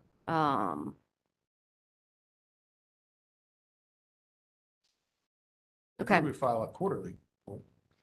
Yeah, I believe we file some periodic report with public staff on a monthly or quarterly basis detailing several months worth of the hedging gains or losses. Okay. Okay. All right. I will pause here to see if there are any other questions from commissioners. All right, questions on commission's questions? Thank you, Chair Mitchell. Seat Creech again with the public staff. Witness Veterame, if you can, obviously a lot of extensive questions just then. One I wanted to ask you about related to what y'all see for this year, and you indicate in the comments that you spoke a little while ago that based on January through April 2022 fuel reports, we're seeing an under recovery of 182 million already. And then you say based on the latest forecast data we have, we expect to see approximately 228 million in total calendar 2022 under recoveries. And so you may have touched on this, but if you can, just explain why that is. Obviously, we're all very interested in pricing and hedging. Go ahead. So I'll do the fundamental part, and witness Sykes can back me up on the actual numbers. So you picked an interesting day for a hearing. Yesterday, the balance of the year natural gas price traded over $9 for the first time. So we see the last 5 years have averaged below $3. The next 5 years average probably $5.50. But clearly in this next year or two, there's going to be volatility and high prices. So we expect the balance of 2022 natural gas to, at this point, trade above $9 decatherm. And 2023 currently trading about $6. So you can see there's a kind of a cliff till we get to some normalcy out in 24, 25, and 26. We're getting closer to historical prices around $4 or $4.50. So not a return to $3 immediately here in the near future, or on the coal side as well. Coal remain fairly elevated. It's extremely scarce right now. So we've come to the point where we are competing for the marginal ton of coal with Europe and China, and so that will continue to be a struggle until that resolves itself. I will say, in terms of what hits rates, gas hits immediately because we don't have any storage, while coal, while these high prices set the dispatch price, the actual price that customers pay for the coal is not until it's actually burned. So you see a kind of discrepancy, a little bit of discrepancy. Yeah, and I would just add to that, this is based off of a March forecast. So to the extent underlying commodity prices change, we could expect to see a different outcome in the total under recovery for the balance of the year. I would also add that new rates, if approved by the commission, the proposed rates that we have in front of you today, go into effect September 1st. So there's not a lot of time in the balance of 22 to make up for any significant underlying commodity prices. No questions. Chair Mitchell, a few questions, please. Go ahead. Craig Shower, CUCA. So, Mr. Verderame, if I recall your testimony just recently, I believe you said you would expect prices to potentially return to the $4 range somewhere in the time period of 2024 to 26. Earlier, you gave us a very detailed list of the drivers of the cost of natural gas, the price of natural gas. How do you, what drivers do you anticipate shifting that will allow the price to finally subside back to $4? So I think the primary one is going to be a return to some production. Again, if producers see some price sustainability out the curve, that will incent some, that should incent some production, and that will balance out the market. And there's always some impact from the demand side as well. If there's any potential economic disruption as well, could balance that out. So just to recap, it sounds like the primary driver would be a return to production. Okay, thank you. I believe so, yeah. No further questions. No questions on redirect. Okay, gentlemen, I actually have one more question for you, so we'll have to go through this again. Sorry, guys. The extent of the increase that the company is asking the commission to approve in this case, just considering the average residential user is just under 10%, is that right? Given the updated numbers? That's correct. Okay, are you all aware of the extent of the increase that the commission approved in the company's last general rate case? I don't have the numbers in front of me. It was approximately a 1.34% decrease, I believe. Well, it was impacted by the EDIT riders, as you're aware. The company is returning EDIT through riders that phase out over time. So that has rounded the edges out for customers who are experiencing those rate increases. I'm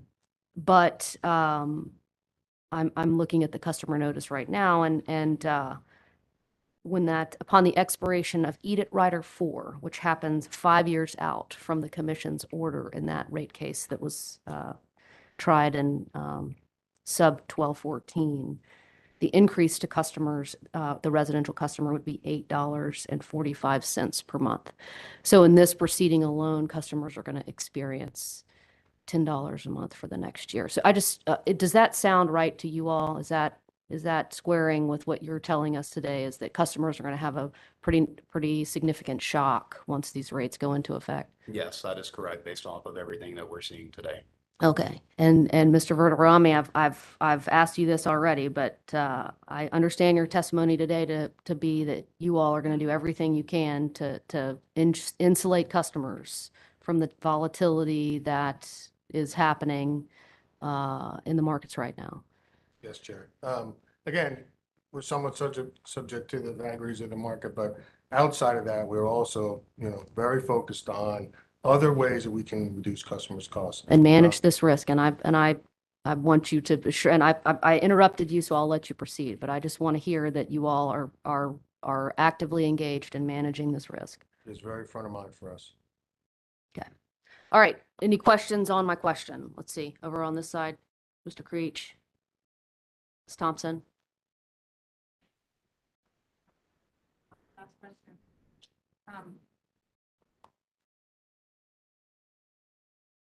Sorry about that.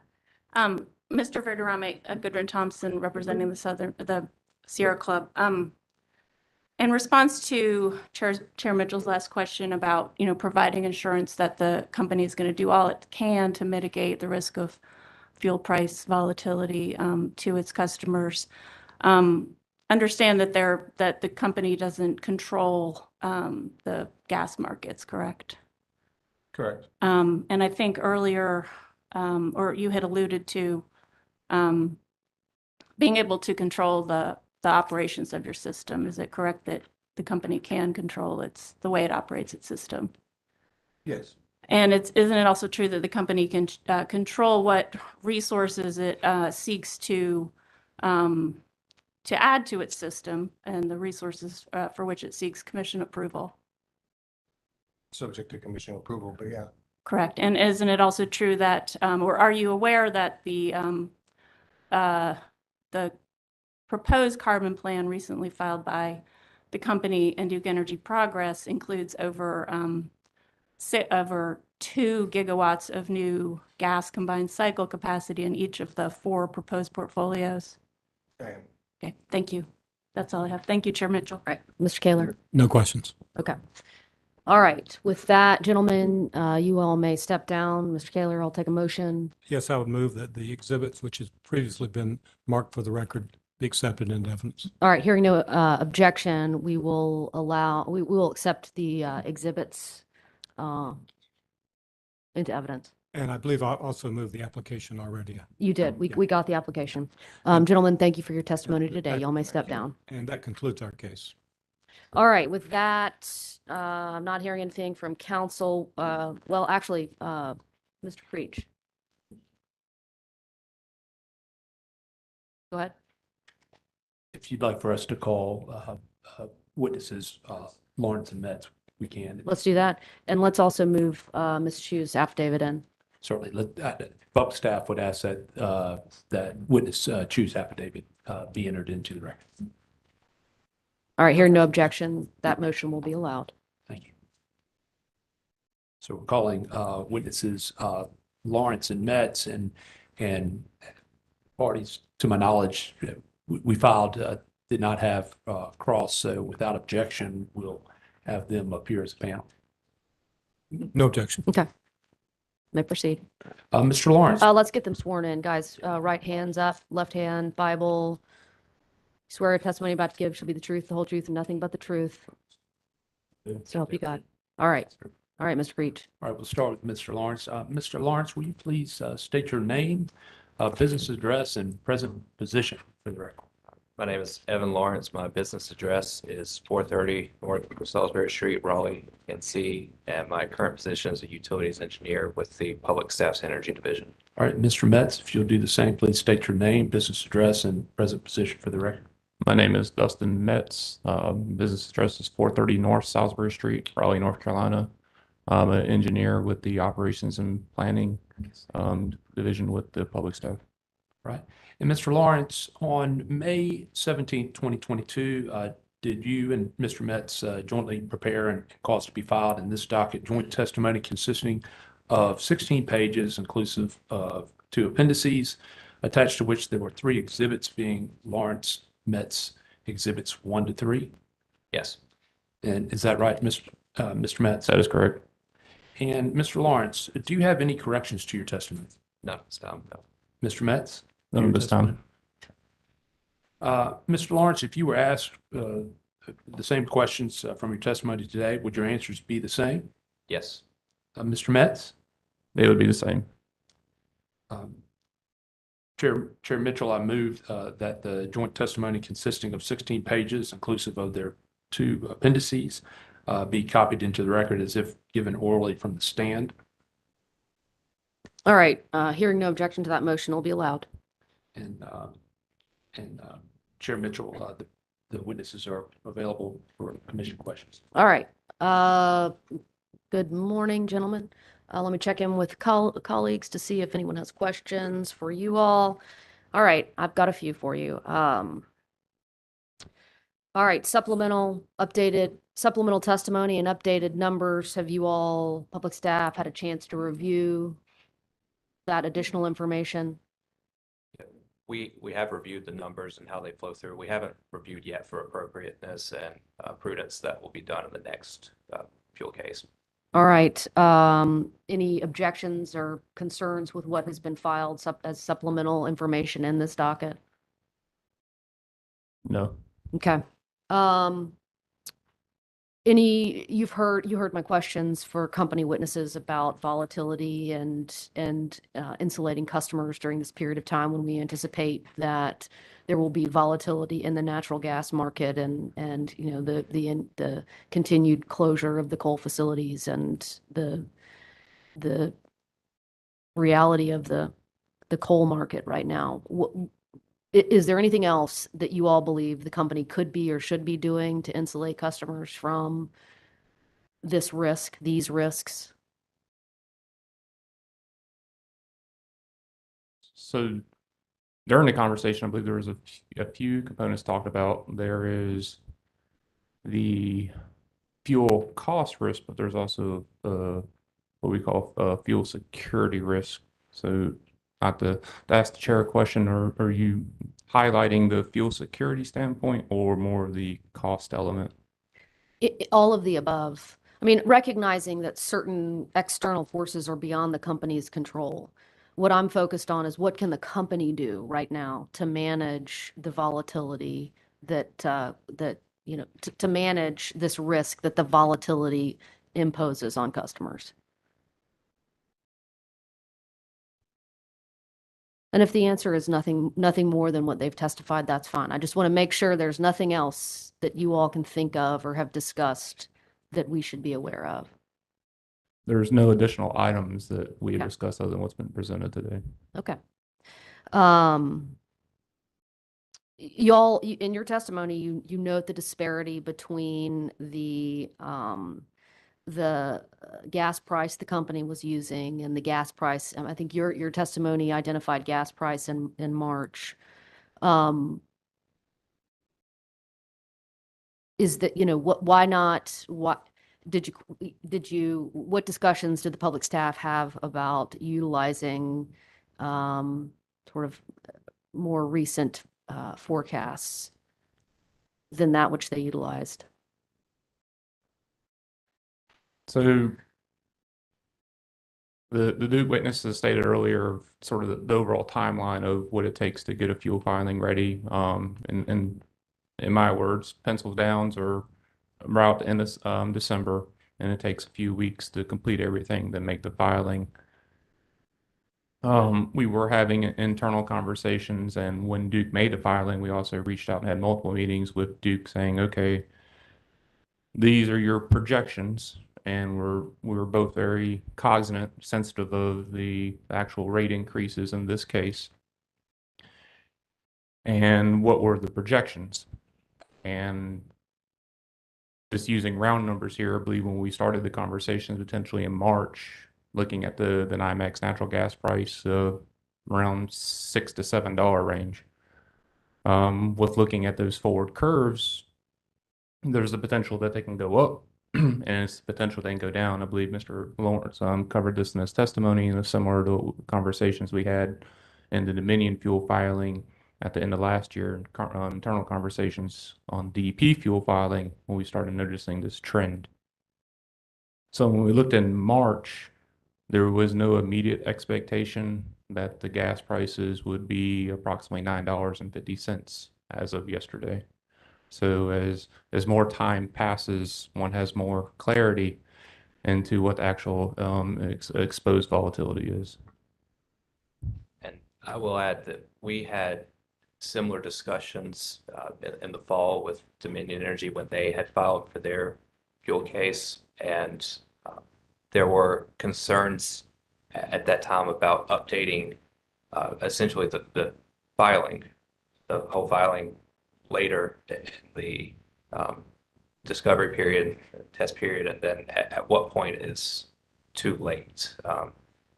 Normally, we don't see these types of price changes between the time the case is filed and shortly after, even as we saw this time, but until the hearing.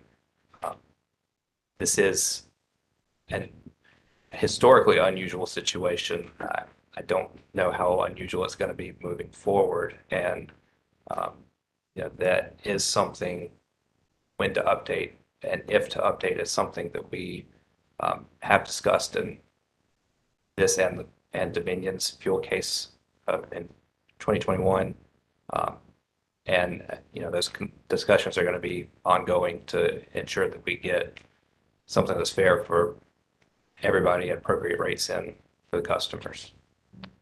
Just again, to reiterate, an item prevalent to this case was the overall magnitude and weighting the potential outcomes of saying, here's the potential increase, and if you were to update to most current projection prices, the cost impact to ratepayers have been well north of 10%. All right. Bleak outlook. Any concerns with the company's hedging practices? Anything in response to the testimony Mr. Verderami gave, or anything that the commission should be aware of related to companies' hedging programs? No additional information to add Okay. on to Duke witness. Okay. I have nothing. Okay. All right. Commissioners, anybody else? All right, questions on commission's questions? No questions. Go ahead. Anybody on the side? All right. All right, with that, gentlemen, y'all may step down. Anything else? Any other motions from public staff? Chair Mitchell would want to move Lawrence Metz exhibits 1 to 3 into evidence that they be numbered for identification as pre-marked in the filing. All right, motions allowed. Mr. Kaler, my recollection is you've got confidential testimony in this proceeding, confidential information in one of the exhibits. Is that? That's correct. Okay. Yes. I just ask that you all make sure that that confidential information is so indicated in the transcript. Yes. Ms. Thompson? Yes, Chair Mitchell, just before you adjourn, just out of an abundance of caution, if I may make a motion with regard to our witnesses. Please do. Please do. I would move that Gregory M. Lander's testimony consisting of some 22 pages, which was filed in both confidential and public versions, be copied into the record as though given orally from the stand, and that the confidential version remain under seal, and that Mr. Lander's 2 exhibits also be admitted into evidence. All right. Hearing no objection, Ms. Thompson's motion is allowed. All right. With that, we are concluded with the expert witness hearing. We will take proposed orders, 30 days of the notice of the mailing of transcript. Anything else, council? Thank you. No, that's fine. All right. Thank you all. We are adjourned. Let's go off the record, please. All right. We will take a 5-minute break. We're going to go. Say that again. Okay. We'll take a 10-minute break. And then we're going to go back on for, right, for the reps docket. ESM.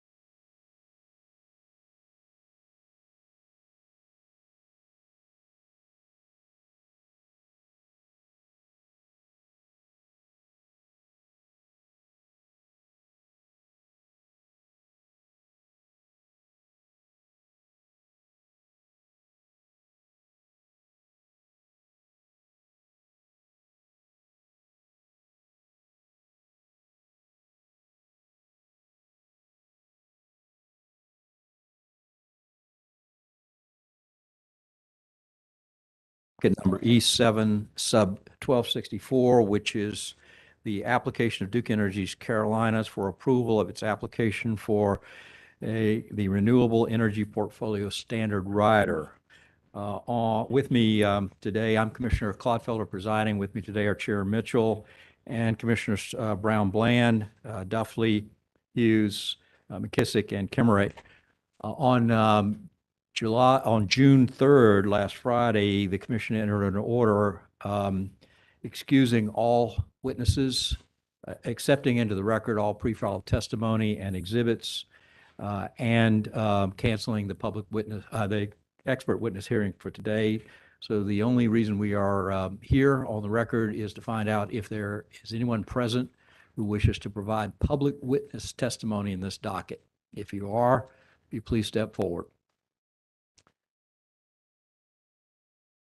Let me ask if the public staff, are you aware of any public witnesses who have contacted the public staff? No, we're not. Very good.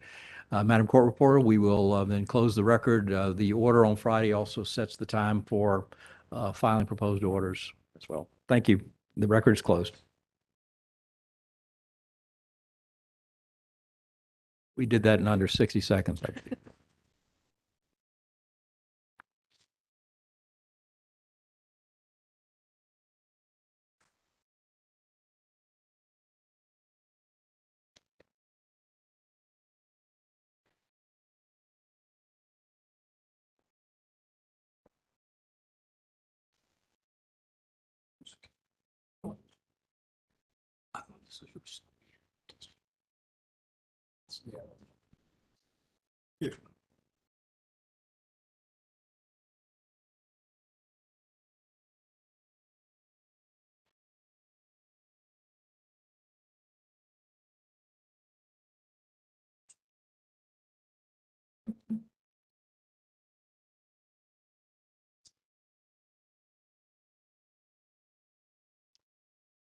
Good afternoon. Let's go on the record. I'm Commissioner Tanola D. Brown Bland with the North Carolina Utilities Commission, presiding commissioner for this hearing. And with me this afternoon are Chair Charlotte A. Mitchell and Commissioners Daniel G. Clodfelter, Kimberly W. Duffley, Jeffrey A. Hughes, Floyd B. McKissick Jr., and Karen M. Cameron. I now call for hearing docket number E-7 sub 1265 in the matter of application of Duke Energy Carolinas LLC for approval of demand-side management and energy efficiency cost recovery rider pursuant to GS 62-133.9 and Commission Rule R8-69. GS 62-133.9 establishes the procedure for cost recovery of demand-side management, hereafter DSM, and energy efficiency, hereafter EE, expenditures, and GS 62-133.9D provides for an annual DSM EE rider for electric public utilities to recover all reasonable and prudent costs incurred and appropriate incentives for adoption and implementation of new DSM and EE measures. On December 17th, 2021, the Commission issued an order requiring that DEC file with its 2022 DSM EE rider application the responses to questions that were attached to that order. On March 1st, 2022, Duke Energy Carolinas LLC, hereafter DEC or applicant, filed its application for approval of DSM and EE cost recovery rider, along with the direct testimony and exhibits of Robert P. Evans and Shannon R. Listerbarger in support of the application. On March 14th, 2022, the Commission issued an order scheduling this matter for a hearing on Tuesday, June 7th, 2022, to be held immediately after the hearings on the company's Cpre, fuel, and reps riders. And the order scheduled those hearings to begin at 10 a.m. in the Commission hearing room here in the Dobbs Building in Raleigh, North Carolina. Based on their timely petitions to intervene, the following parties were allowed to intervene by order of the Commission: North Carolina Sustainable Energy Association, NCSEA, Carolina Utility Customers Association, Inc., CUCA, Carolina Industrial Group for Fair Utility Rates 3, Cpre 3, and jointly Southern Alliance for Clean Energy, SACE, North Carolina Housing Coalition, and the North Carolina Justice Center. Jointly or collectively, I'll refer to as SACE, SACE et al. The intervention and participation of the public staff is recognized pursuant to GS 62-15D and Commission Rule R1-19E. On March 16, 2022, DEC filed the supplemental testimony and exhibits of witness Listerbarger to present updates and corrections to the calculations shown on Listerbarger exhibits numbers 1, 2, and 3. The supplemental exhibits also included and renamed several exhibits that were not updated, those being Listerbarger supplemental exhibits numbers 4, 5, and 6, and Evans supplemental exhibits 1, 2, 3, 4, 7, 8, and 10. On May 17th, 2022, the public staff filed the testimony and exhibits of Sean C. Dorgan and David M. Williamson. On the same day, SACE et al. Jointly filed the testimony and exhibits of Forrest Bradley Wright. On May 19th, 2022, DEC filed a motion stating that Listerbarger supplemental exhibits numbers 4, 5, and 6, and Evans supplemental exhibits numbers 1, 2, 3, 4, 7, and 8, 4, 7, 8, and 10, all collectively hereafter referred to as inadvertently filed exhibits, should not have been included in the supplemental testimony and exhibits of witness Listerbarger, but were filed in error. And DEC requested to be allowed to withdraw the inadvertently filed exhibits so that the record would be clear on which exhibits were updated. On May 24th, 2022, the Commission issued an order allowing DEC to withdraw the inadvertently filed exhibits. On May 26, 2022, DEC filed the rebuttal testimony of witness Gene P. Williams and witness Linda S. Powers. On May 31st, 2022, the Commission issued order requiring additional testimony of Duke Energy Carolinas LLC. On June the 1st, 2022, DEC filed a letter advising that Karen K. Holbrook intended to adopt the direct testimony of witness Evans because witness Evans had retired. In addition, DEC requested that witness Holbrook, Powers, and Williams be allowed to appear as a panel to respond to the Commission's questions in the order on additional testimony. On June 2nd, 2022, DEC, SACE et al., and the public staff filed a joint motion requesting that witnesses Listerbarger, Williamson, Dorgan, and Bradley Wright be excused from appearing at today's hearing and that the pre-filed testimony and exhibits of said witnesses be received into evidence and made part of the record. On June 3rd, 2022, the Commission issued an order allowing witness Karen K. Holbrook to adopt the pre-filed testimony and exhibits of witness Evans and allowing DEC's witnesses Holbrook, Powers, and Williams to testify as a panel. Also on June the 3rd, the Commission issued an order granting the motion to excuse public staff witness Dorgan and SACE et al. Witness Bradley Wright, but denying the motion to excuse witnesses, DEC witness Listerbarger and public staff witness Williamson. Also on June the 3rd, 2022, DEC filed the affidavits of publication of public notice, and on June 6, 2022, DEC filed pre-filed panel cross-examination Exhibit 1 in response to the Commission's order on additional testimony. In compliance with the requirements of State Government Ethics Act, I remind the members of our duty to avoid conflicts of interest and inquire at this time whether any member has any known conflict of interest with respect to the matter now before us. The record will reflect that no conflicts were identified, and I will now call for appearances of counsel, beginning with the applicant. Good morning, Presiding Commissioner Brown Bland and Commissioners. My name is Kendrick Pentress. I'm appearing today on behalf of Duke Energy Carolinas, and with me is Robert Kaler.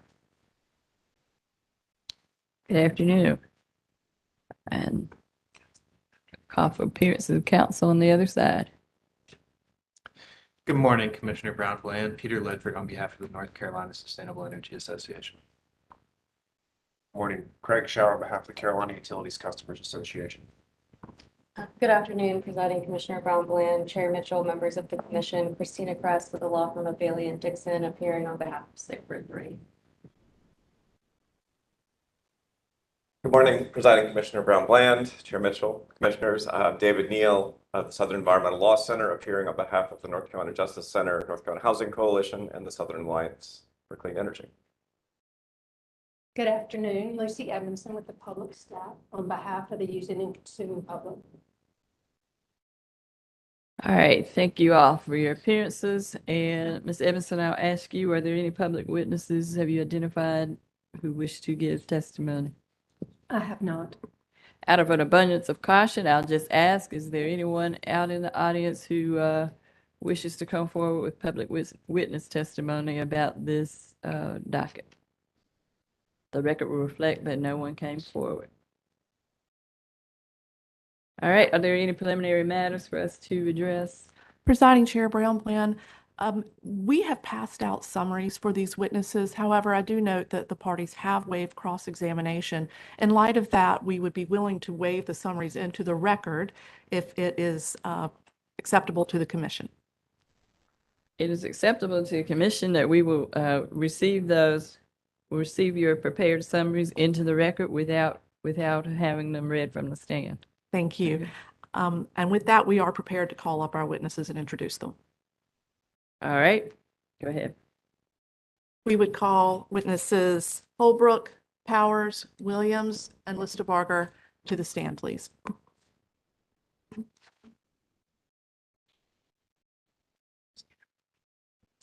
All right, if everyone would come around to where you can reach the Bible. And get your left hands on the Bible, please. Do you all sincerely and solemnly swear that the testimony you'll give today will be the truth, the whole truth, and nothing but the truth, so help you God? Yes. All right, you may be seated.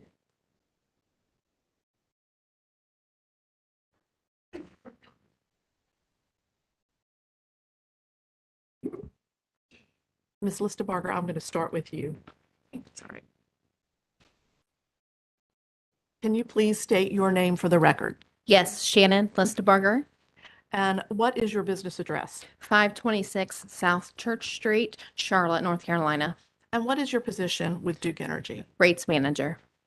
And did you cause to be pre-filed direct testimony in this case of some 20 pages and 7 exhibits? Yes.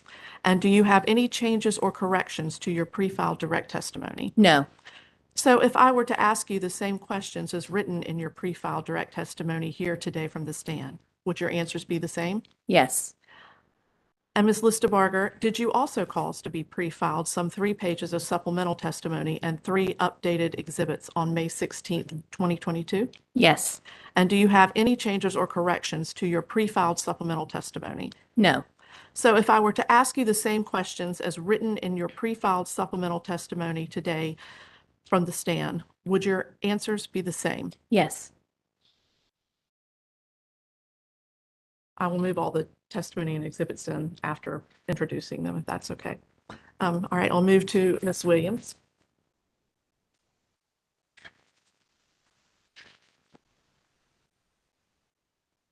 Ms. Williams, can you please state your name for the record? Jean P. Williams, And what is your business address? 411 South Wilmington Street, Raleigh, North Carolina. And what is your position with Duke Energy? I am the manager of the Evaluation, Measurement, and Verification Group at Duke Energy. And did you cause to be pre-filed rebuttal testimony in this case of some 6 pages on May 26, 2022? Yes. And do you have any changes or corrections to your pre-filed rebuttal testimony? Yes, I do. Turning to page 3, line 3 of my pre-filed rebuttal testimony, the second sentence beginning with the words Mr. Robert P. Evans and concluding at line 5 should be struck. I am not adopting Mr. Evans' pre-filed direct testimony. With that correction to your pre-filed rebuttal testimony, if I were to ask you the same questions as written in your pre-filed direct testimony here today, would your answers be the same? Yes.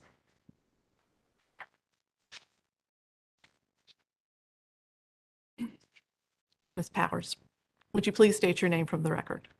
My name is Linda S. Powers, And what is your business address? 400 South Tryon Street, Charlotte, North Carolina.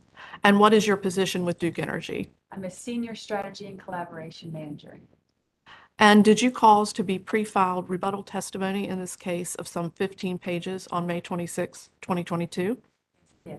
And do you have any changes or corrections to your pre-filed rebuttal testimony? So if I were to ask you the same questions as written in your pre-filed rebuttal testimony today here from the stand, would your answers be the same? Yes, they would. Now, Ms. Holbrook, can you please state your name for the record? Karen K. Holbrook. And what is your business address? It's 400 South Tryon Street in Charlotte, North Carolina. And what is your position with Duke Energy? I'm Director of Portfolio Regulatory Strategy and Support in our Grid Enablement Strategy Group. Ms. Holbrook, can you briefly state your educational background and experience? So I graduated from Marshall University in 1986 with a Bachelor of Science degree in accounting. Passed the Certified Public Accounting exam in 1988.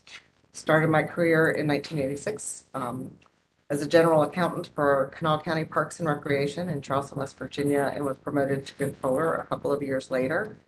I left in 1989 to join Columbia Gas Transmission, a subsidiary of Columbia Energy Group. I remained with Columbia Gas until 1999 and worked in a variety of financial areas. I joined Duke Energy in 1999 and have worked in a variety of financial areas, including financial planning, financial analysis, corporate finance, risk management, financial engineering, and I assumed my current role as Director of Program Performance in September 2010, continuing in this area and adopting additional responsibilities up until this time. And Ms. Holbrook, are you adopting the direct testimony of Robert P. Evans that was pre-filed at this commission on March 1st? Yes, I am. And does this pre-filed testimony include some 36 pages, 18 exhibits, and exhibits A through F? Yes. Do you have any changes or corrections to make to that testimony? I do not. So if I were to ask you the same questions as written in this pre-filed direct testimony here today, would your answers be the same? Yes, they would. Presiding Chair Brown Bland, I would move Ms. Holbrook's pre-filed direct testimony be copied into the record as if given orally from the stand, and her exhibits 1 through 18 and A through F be pre-marked, and that Ms. Listerberger's direct and supplemental testimony be copied into the record as if given from the stand, and her exhibits 1 through 7 and supplemental exhibits 1 through 3 be pre-marked, and that the rebuttal testimony of Ms. Williams and Ms. Powers be copied into the record as if given orally from the stand. All right, there being no objection, that motion will be allowed, and the pre-filed direct testimony and supplemental testimony witness Listerberger will be received into evidence word for word as if given from the witness stand. The exhibits filed by Ms. Listerberger and noted by Ms. Fentress will be identified as they were when pre-filed, as they were marked when pre-filed. The testimony of now witness Holbrook will be received into evidence, and the exhibits that were pre-filed as part of her testimony will be identified as they were marked when pre-filed. And the rebuttal testimony of witnesses Jean P. Williams and Linda S. Powers will be received into evidence at this time. The witnesses are available for questions from the commission, and if it pleases the commission, I can start off by reading the first question to the witnesses. Yes, Ms. Fentress, we would like to hear the responses related to the order on additional testimony at this time. And if you would walk us through that, as well as the related exhibit that was filed as part of that process. I'll do so. Thank you. Ms. Williams, Has DEC investigated modifying or expanding the capabilities of the MyHer program now that Customer Connect, paired with AMI data, has created expanded opportunities for communicating with customers? Yes, the company is exploring additional opportunities to educate, engage, and empower customers to reduce demand and energy savings in their home. Items that have been explored and are currently in development include providing alerts to MyHer participants that AMI data has detected unexpected energy spikes in participants' appliances such as HVAC systems, refrigerators, etc. The second opportunity is improving modeling to identify discrepancies between MyHer participants' self-reported heating systems and types and what AMI detects as the most likely heating system. This will, in turn, provide more accurate tips tailored to the specific heating type in the participant's home. The third opportunity is identifying through AMI data likely MyHer participants with pools, spas, hot tubs, as well as those MyHer participants who charge electric vehicles, and tailoring those tips or programs to the treatment group on how to use less electricity with these different items. In addition, the company is in exploratory discussions to potentially provide tips to MyHer participants who are enrolled in time of use and other dynamic pricing tariffs. AMI in this respect will be critical to understand any incremental decreases in energy or demand savings achieved by these participants. Thank you. Presiding Chair, as you noted at the beginning of the hearing, the company has filed the responses to question 2 as an exhibit. It is the second page. I believe it has been passed out. It's titled Commission Question 2. It is Panel Cross-Examination Exhibit 1. This table represents the historical and projected for 2023 and 2024 North Carolina energy savings for the MyHer program. All right, this document will be identified as I referenced it earlier, but also as it was marked when pre-filed. So it is Panel Cross-Examination Exhibit 1. Thank you. And unless the commission has any questions on that table, Yes, we'll allow Commissioner Hughes to ask a question.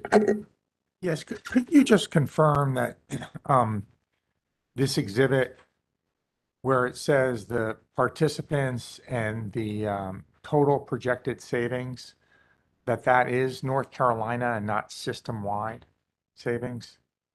Or it just clarify that is indeed North Carolina savings? I believe that is the North Carolina allocated savings for the program. Okay.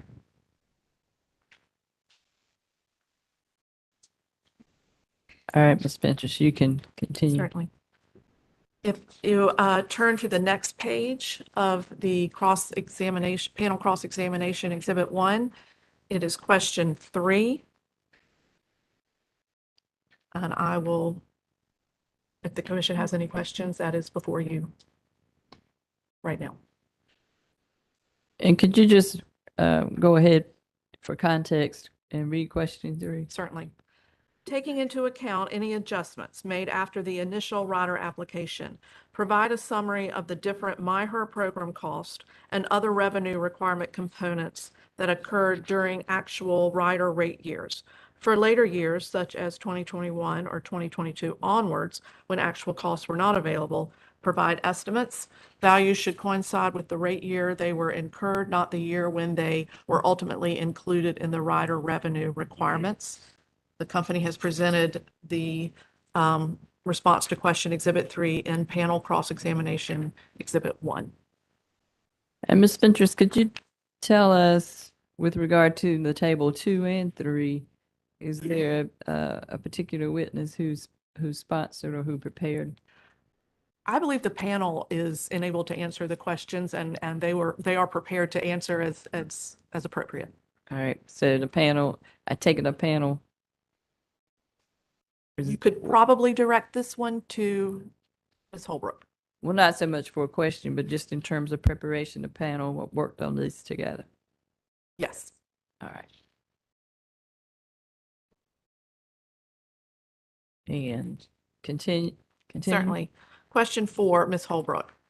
Can you explain how the anticipated savings shown in the table above are incorporated or reflected in future load projections? For example, load projections presented in the carbon plan. Yeah, so we use our projections in a couple of different applications, one being the IRP, which is historically been what we do. And for that, we give them a 5-year projection of our energy efficiency impacts. They use those in the base IRP for those first 5 years, and then take that with a market potential study and kind of extrapolate that over a number of years to hit that market potential study level.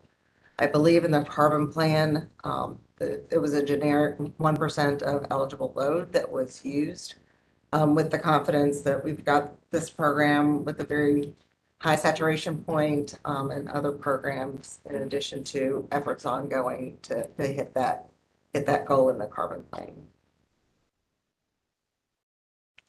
And Ms. Holbrook, I'll just ask you to clarify, when you say high saturation point, do you mean the program is very popular? The program is very popular. I believe the current opt-out rate, customers have to opt out of these reports if they no longer want to receive them. I believe the current opt-out rate is at about 0.27%. So it's, I think 17 new customers have opted out this year. So it's a very low opt-out rate. Thank you. I'll move on to question 5. And I think this will go to Ms. Williams, but provide the estimates of the number of MyHer participants that began participation for the first time during each rider rate year. If the commission turns to the last page of the exhibit, that is the table in response to question 5. And that is the MyHer customer account participation, total and new participants.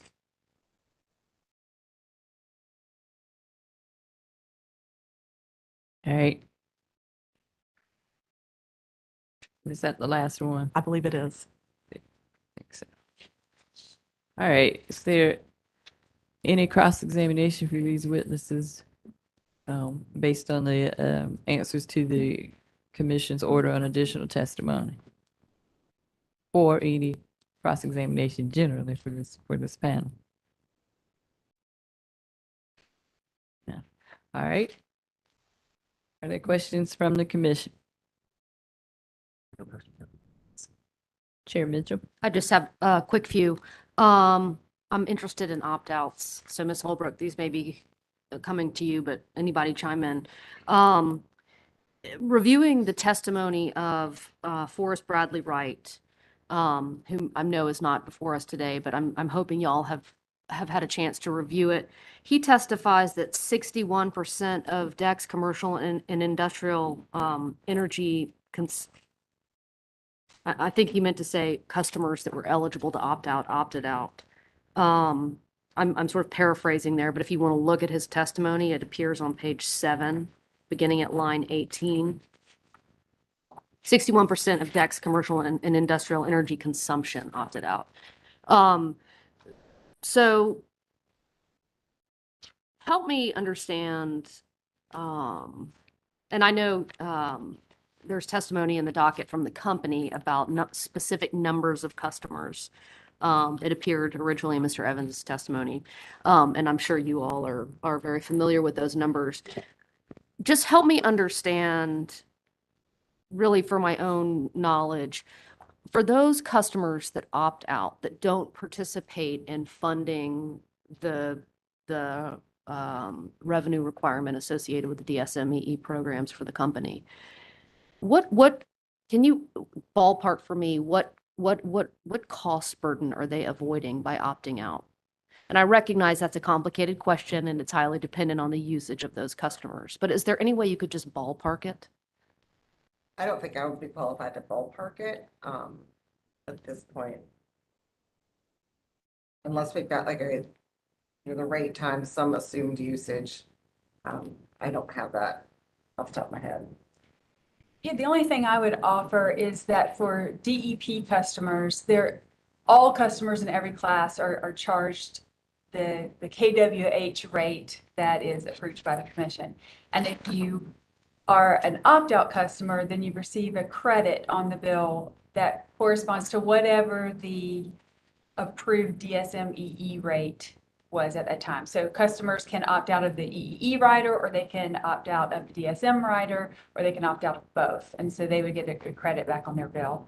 I was recently looking at credits on bills, and some of them were as high as $2,000 for the month, but I didn't look at what their usage is. But you can multiply their KWH usage by whatever the approved rate is on the DSM-EE rider, and that's how you would. Okay, that's it. And so you said for DEP, did you mean DEP or did you mean DEC? Oh, yeah, that's right. I did mean DEP. That's the way it works for DEP. Okay. For DEC, they are charged a different rate, which is the standard rate, and has the DSM-EE rate subtracted from that. Okay. So they don't see the line item. So it's not a credit, it's just, they're not actually charged at the outset. Okay. And y'all have, you can't even get me in the ballpark of what that cost burden that they're avoiding would be. Well, it varies greatly depending on their usage. So, it can be a significant expense for commercial industrial customers that are energy intensive. Okay.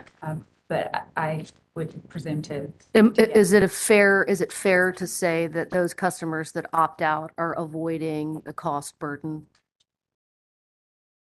They certainly see it that way. However, in order to opt out, they have to self-certify that they are undertaking energy efficiency measures of their own. So the presumption is that they are incurring their own cost to save energy and demand. Right. And that is not being subsidized by the customer. Right. Understood. Okay. Understood. And thank you for pointing that out. Okay. I have nothing further. Thank you all for answering those questions. Any other questions? Commissioner Kleinfeld? May I follow up on Chair Mitchell's question to you? The statute permits the company or the public staff to challenge opt-outs. Do you know if that's ever been done? We review the opt-outs frequently. Just recently have gone through a review because they have to meet the 1 million kilowatt hour a year annual usage threshold. And there are many customers that haven't reached that threshold in 2020 and 2021 based on what's been going on with the pandemic. And so we've been reviewing those and adding them back into the rider if they have it. So I don't know if that's what you would consider a challenge, but it's definitely maintain those roles and make sure that folks are only opting out that qualify. Thank you for that information. That's helpful to know that, and I appreciate knowing that. I was actually asking a slightly different question. Have you ever, do you know if the company has ever challenged the certification, which a customer says, well, I'm eligible because I meet the threshold, but you don't think they've done what they're supposed to do? We believe that for these customers, and they have told us that energy conservation for them is a competitive advantage. So they are intrinsically motivated to drive their energy costs down as low as they can get them. So we have, to my knowledge, we have not. Their large account managers probably follow up on that pretty frequently as they try to promote our programs and work in the best interest of the accounts that they manage. But I'm not aware that of us challenging their self-certification. Similarly, the statute also allows the company to petition the commission to set the opt-out standards for commercial customers. Do you know if the company's ever asked the commission to consider particular sets of standards for who may opt out among the commercial class? I am not aware of that. Thank you. Chair Mitchell? All right, just one more. I want y'all to make sure I'm thinking about this correctly. Because a certain number of customers opt out, does that mean that fewer customers are paying for or absorbing the revenue requirement? Yes. Okay. Yes, that's correct. All right, thank you.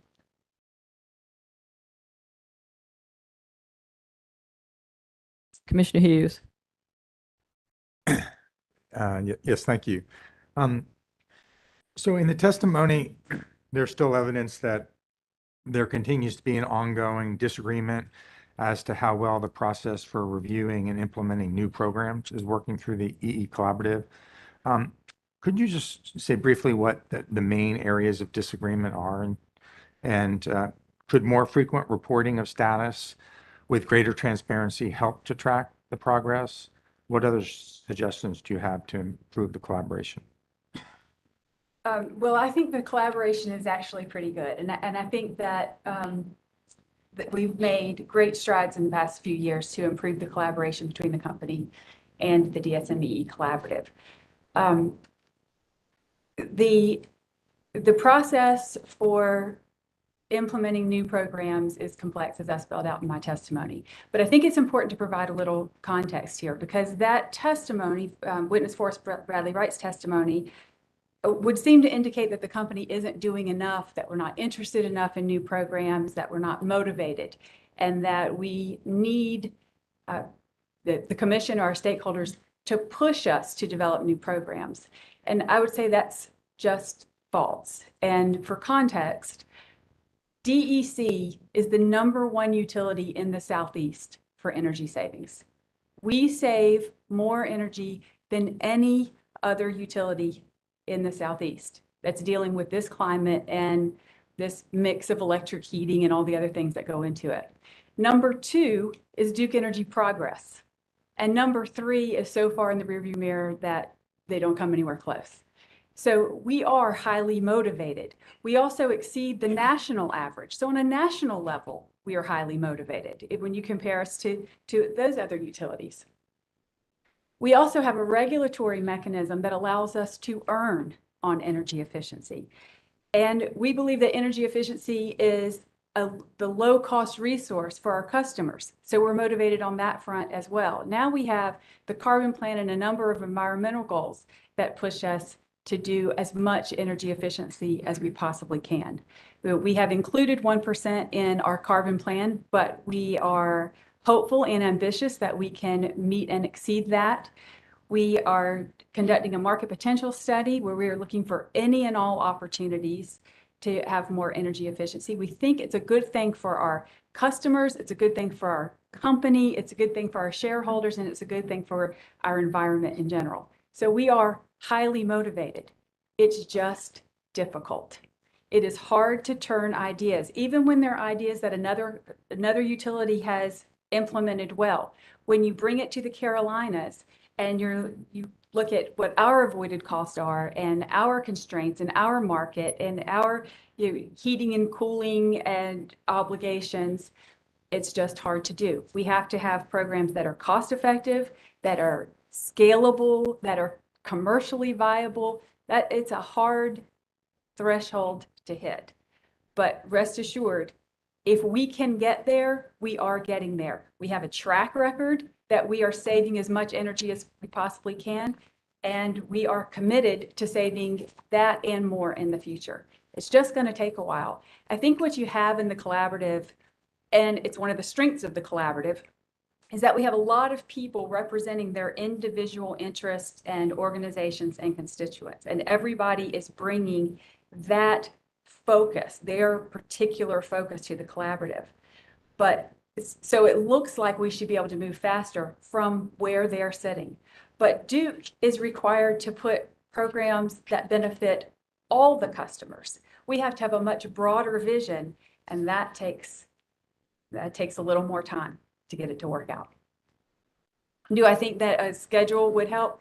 No, I really don't. I think that would probably slow us down because we would be spending time trying to prepare reports rather than doing the work that we actually need to do, which is evaluate these programs, the market, the interest level among our customers, the availability of the appropriate equipment, the availability of vendors and implementers to help us get that equipment to the market. It's really complex, and I don't think we need to add another layer of complexity to it. Thank you. Just a quick follow-up. During the collaborative meetings, are there interim status presentations on some of the programs that I think maybe the interveners, to use your words, are impatient about, where they are in the pipeline and when they don't meet certain criteria. Is that presented? Yes, and that's something that we haven't been great at in the past. We've made a concerted effort since early 2021 to be better so that members don't feel like they just turn these ideas over and then we put them in this black box and they never see them again. So we do have regular updates. We have solutions developers that participate in our meetings. We try to keep the collaborative abreast of any and all progress, even if that progress it's not viable at this time. But we're doing better about that. Okay, so that's going to continue and Yes, sir. we'll never have a disagreement in the future. Never ever. Okay. All right. I think that's fine for that. So multiple parties have shared concern that there's an extremely large percentage of residential and overall portfolio savings coming from the behavioral program, from the MyHer program. How is DEC planning to increase longer life measures for customers and bring greater balance of savings impacts to the portfolio? I mean, it seems to be really, I mean, to all of your accolades that I agree with, a lot of them seem to fall for residential on the backs of the MyHer program. So could you just say about how you're trying to diversify it? Well, I think Witness Holbrook explained why that is. This is an opt-out program. So with the exception of the control group that we use for EM&V purposes, all of our customers are MyHer participants. That's a lot of volume. The other programs that we have to reach individual customers as they express the desire to participate. So like home energy house call, they actually have to make a call and schedule an appointment. So there's more of a commitment and it's not as convenient as just having something magically appear in your mail or in your inbox. Some of our other programs, particularly the ones that have long measure lives, require upfront capital. And replacing your air conditioner with a heat pump is a great measure and it has a long life and it's very effective. It's also expensive. So that's why you see so much of our savings come from MyHer as opposed to all the other programs that we have. That being said, we are working on ways to get longer lived measures out to our customers.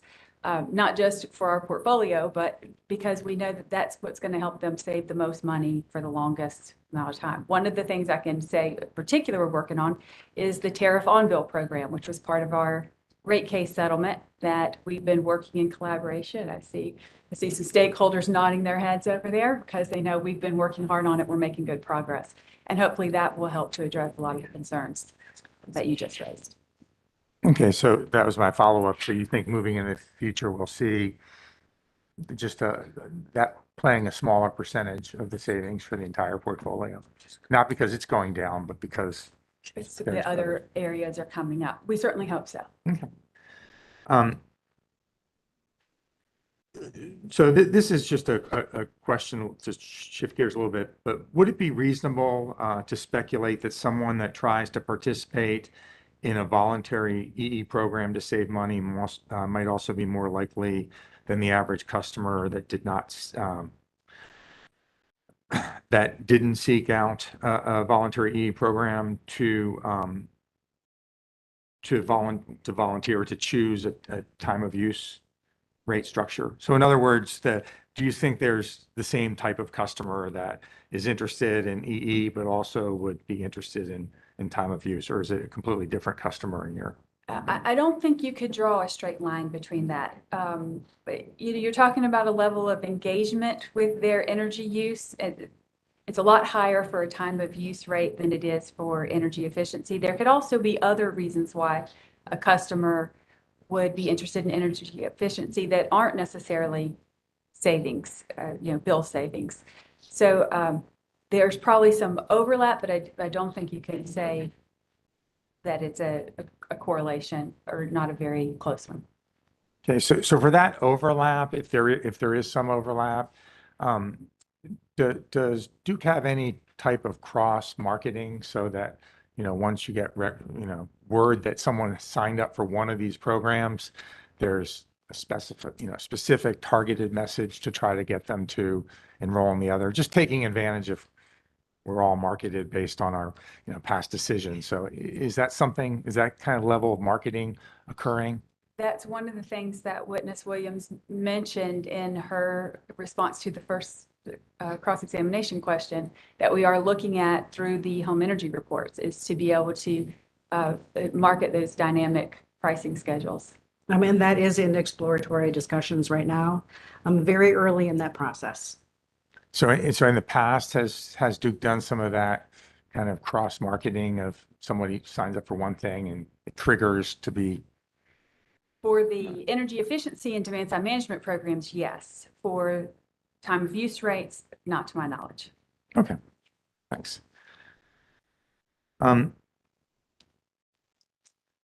So the EM&D report for the MyHer program, which was very comprehensive, it recommends increased promotion of the MyHer interactive portal. I'm curious what the starting point is and how you will measure increased use if you do choose to follow that recommendation. It seemed like with anything online, there's a lot of ability to track metrics. So do you have a goal for how many unique customers will visit the portal in 2023? For people that do visit, how many times do they visit the site in a particular year? Will you measure those types of things? Is that how you promote, or is it just a sheer getting more people to just click?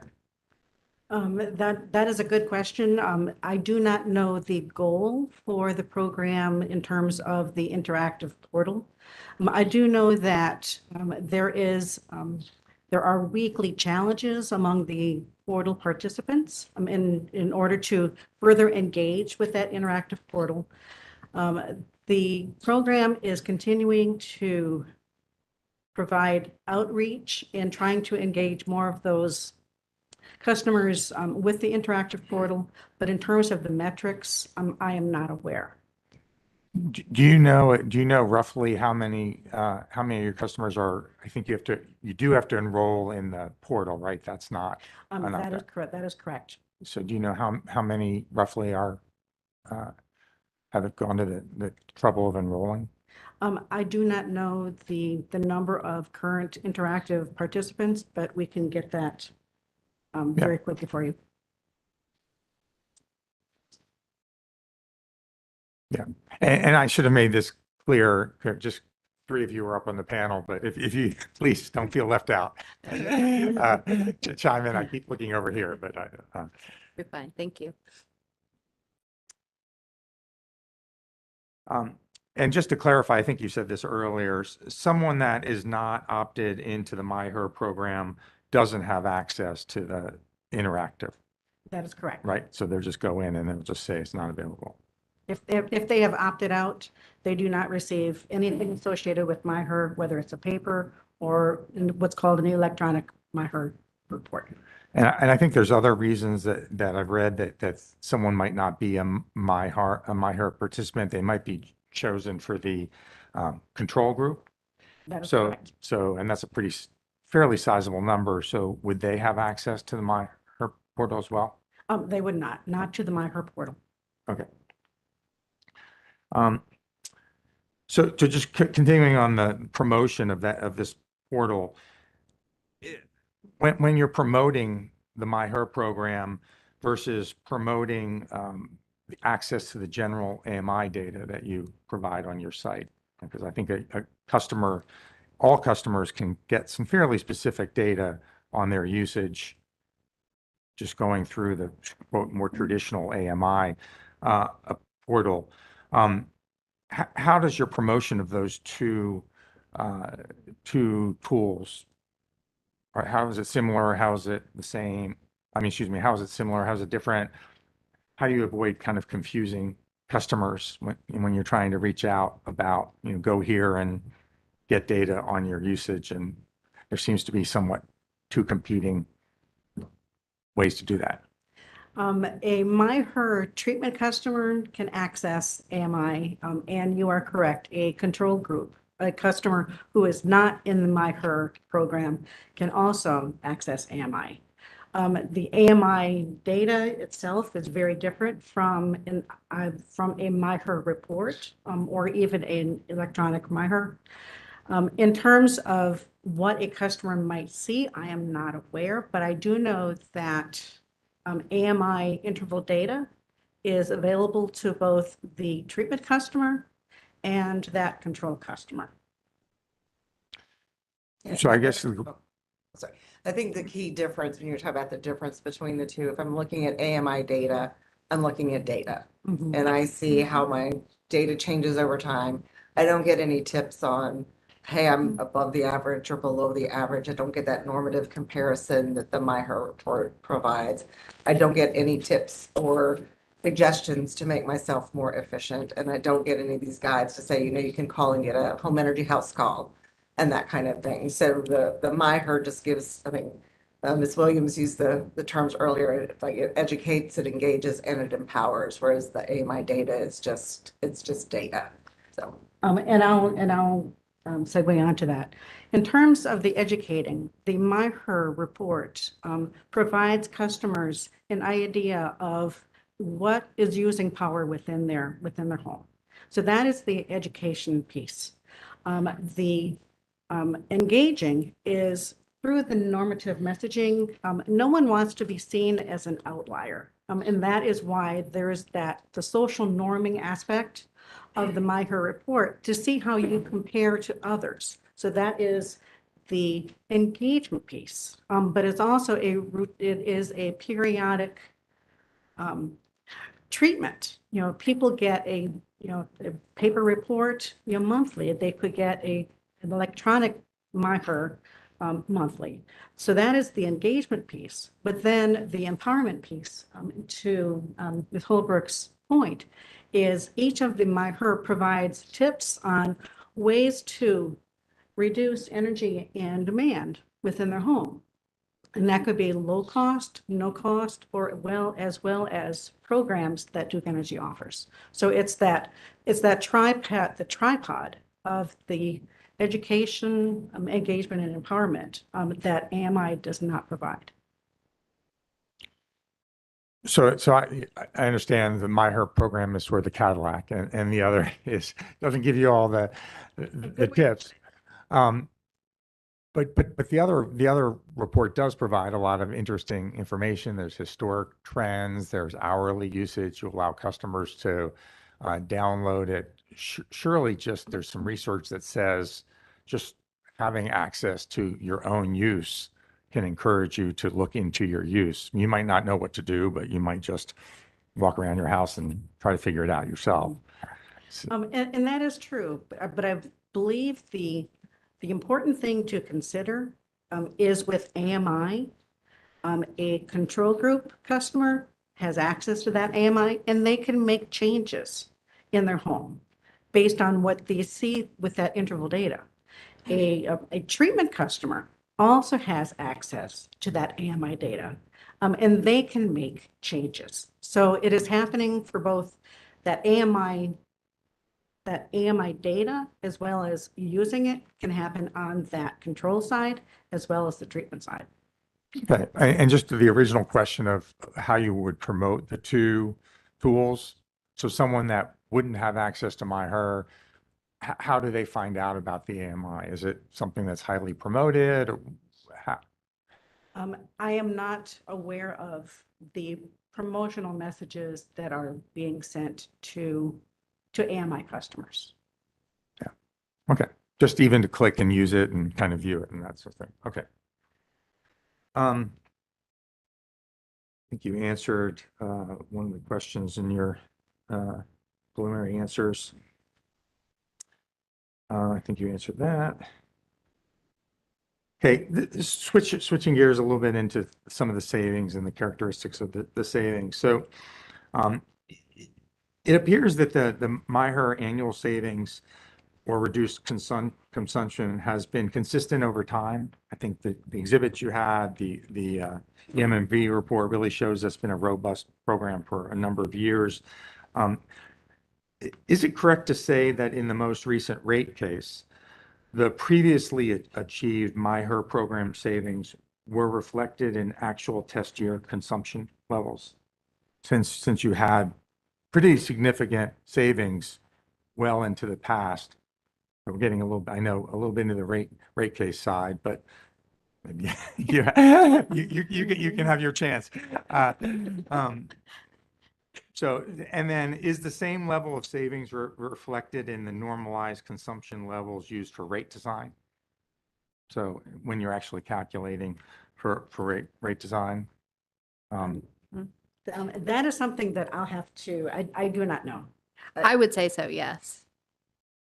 Yeah, I know that the MyHer impacts went into the load calculation for the general rate case and would also be used in Lisberger's calculations of the EEDSM rate as well. Factors. Can you give us just a little bit of details of how mechanically you would do that?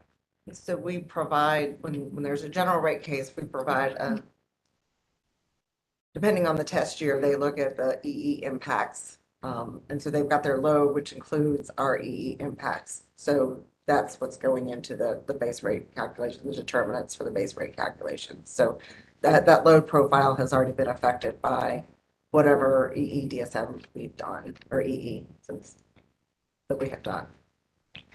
So then do you, since that was sales that is reflected, do you add back the savings, or do you normalize moving forward? I mean, it's just it's a large number of reduced sales. So from what I understand, you just said that's that kind of after the fact demand load is what moves forward into the rate case? Yeah, so that is used to calculate the rates. Okay, so it's based on whatever EE was incorporated into the load during that test period. okay. Maybe I'm just not understanding. So if there's, very large numbers of reduced sales that you did not pick up when you actually built customers because they weren't there, do you add back that kind of savings into the numbers? What's your baseline, or does that baseline that moves forward for rate purposes just not include the hypothetical sales that you would have had if you didn't have MyHer?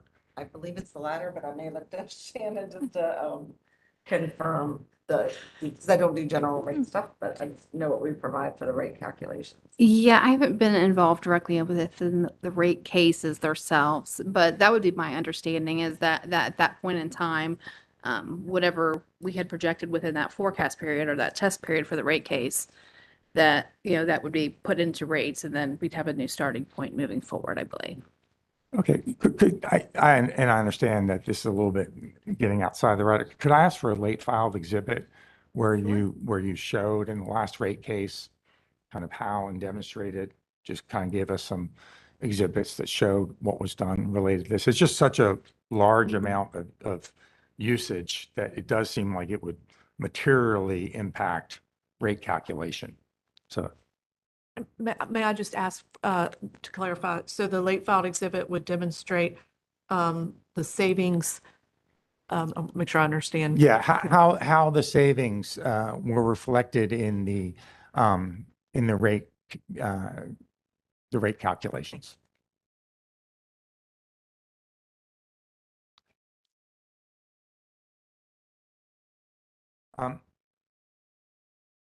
So, yeah, please.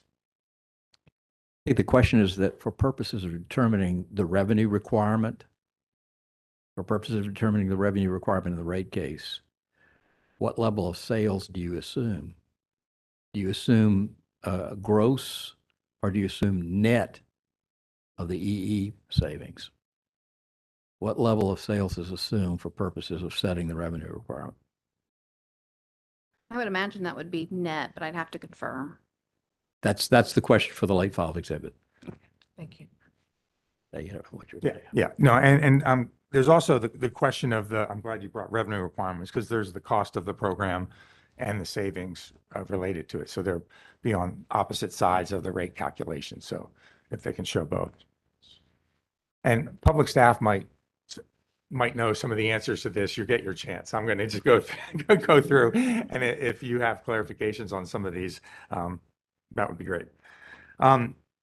So a core part of the MyHer program is to promise participants savings for implementing specific measures. That's correct. I think there's a lot of do this, save this amount of money on your bill. Do the numbers that are presented in those advertisements and those pitches, do they take into consideration the amount that the customers will have to pay back in lost revenues in that same year? So in other words, the way the cost recovery mechanism operates, as I understand it, is there's a bill savings, and there's also the recovery of a significant part of that bill savings in the rider. So when you're saying, do this, you're going to save this much on your bill, is it netted out, or is it? So we don't say that. We don't say, do this and you'll save this much on your bill. For some of the measures, like a heating or air conditioner, we might say you could save up to this amount, but we don't make guarantees as to what customers would save. There's too many variations in usage and weather and occupants in the home, and so we don't make those kinds of guarantees. But those numbers do get people's attention. So when you just calculate those numbers, do you take into consideration just the straight bill savings that a customer will have, or do you actually net out that they're going to have to pay? In MyHer program in particular, they're going to save something, but then the way the mechanism works, they're going to have to pay back a significant part of that savings. Well, the part of the savings that they're paying back through the rider is distributed and spread among all the residential ratepayers. So it still translates to bill savings for the participants. But again, we wouldn't make those kinds of guarantees to customers, and we would discourage even presenting numbers like that to customers for not just that reason, but also because customers' behavior changes when they make these energy efficiency upgrades, and there's really no way of knowing how they'll respond. That's why we do the billing analysis after the fact, and we determine what the savings are after through the billing analysis, but not preemptively. I would also add that because it's such a high saturation program, that the amount of revenue requirement from MyHer has been pretty steady since its inception. And so you're not going to see a big increase in lost revenue from one year to the next, just because it's kind of a steady level of participation. So that necessarily wouldn't cause a big increase if if you adopt those measures, because that amount pretty much stays fairly level. Okay. Well, but since there is such a high penetration level with this program, the net lost revenues that each customer is putting back will be lower than their private savings, but I think it's still pretty significant because you have such a high level of participation. So given that, is there a situation where the folks that are being excluded from this program for EM&B purposes are paying for they're paying for lost revenue for the beneficiaries that are participating in the program? Is that a fairness issue or a equity issue that we should be concerned about, again, just because the numbers are so high? Does that make sense? No, go ahead. Can you repeat the question, please? Sure. I think, and don't quote me on these numbers, but it's roughly it's 1.3, 1.4 are participating in the program. They are generating a lot of savings and they are causing a lot of lost revenue to go back on customers' bills. So they are picking up a percentage of that lost revenue, which was my previous question. But also the customers that haven't benefited from participating in the program, that haven't in theory led to that savings, they are, from what I understand, paying the same amount of lost revenues as the customers that are participating in it. And is that an issue of fairness that we should be concerned about? You are correct, and Karen, I'm not the expert with it, but yes, the MyHer control group would be paying into that. In terms of fairness, it is a very high percentage of DEC customers who are participating in the MyHer program. So in terms of a question of fairness, there is a low level of opt-out. We do try to minimize as much as possible the number of control groups, the number of participants in the control group. So in terms of fairness, it is something that I cannot answer. And I would add to that a couple of things. I think having that control group is just necessary for the program to work, for us to even be able to validate the savings. I think the other part of it is this is a very cost-effective program. And so you may not be getting the bill credit, but those customers are enjoying the avoided cost benefit as compared to the cost of the program. So they are reaping the benefit of the avoided costs. And so they may not get as much benefit, but they're not overly paying for it because they've got that avoided cost benefit versus program costs.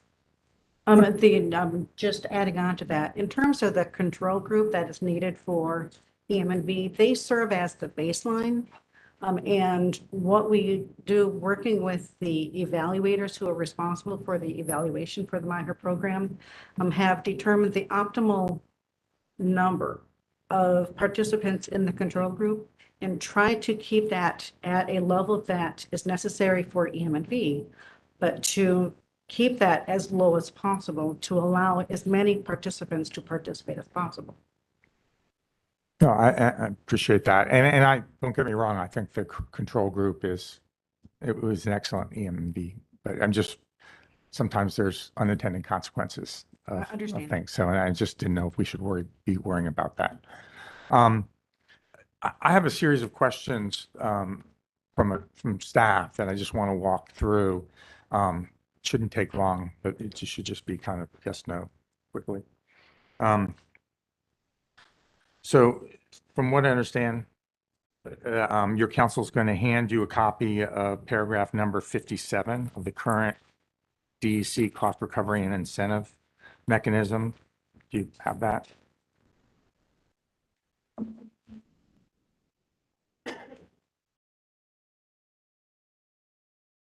Could one of you please read paragraph number 57? The North Carolina retail kilowatt hour sales reductions that result from an approved measurement unit installed in a given vintage year shall be eligible for use in calculating net loss revenues eligible for recovery only for the first 36 months after the installation of the measurement unit. Thereafter, such kilowatt hour sales reductions will not be eligible for calculating recoverable net loss revenues for that or any other vintage year. Okay, now if you would go to Exhibit 1 in your panel cross-examination, the table that you went over. If we could just look at the lost revenue. I'm sorry, it's question 5, not question 1. It's all Exhibit 1.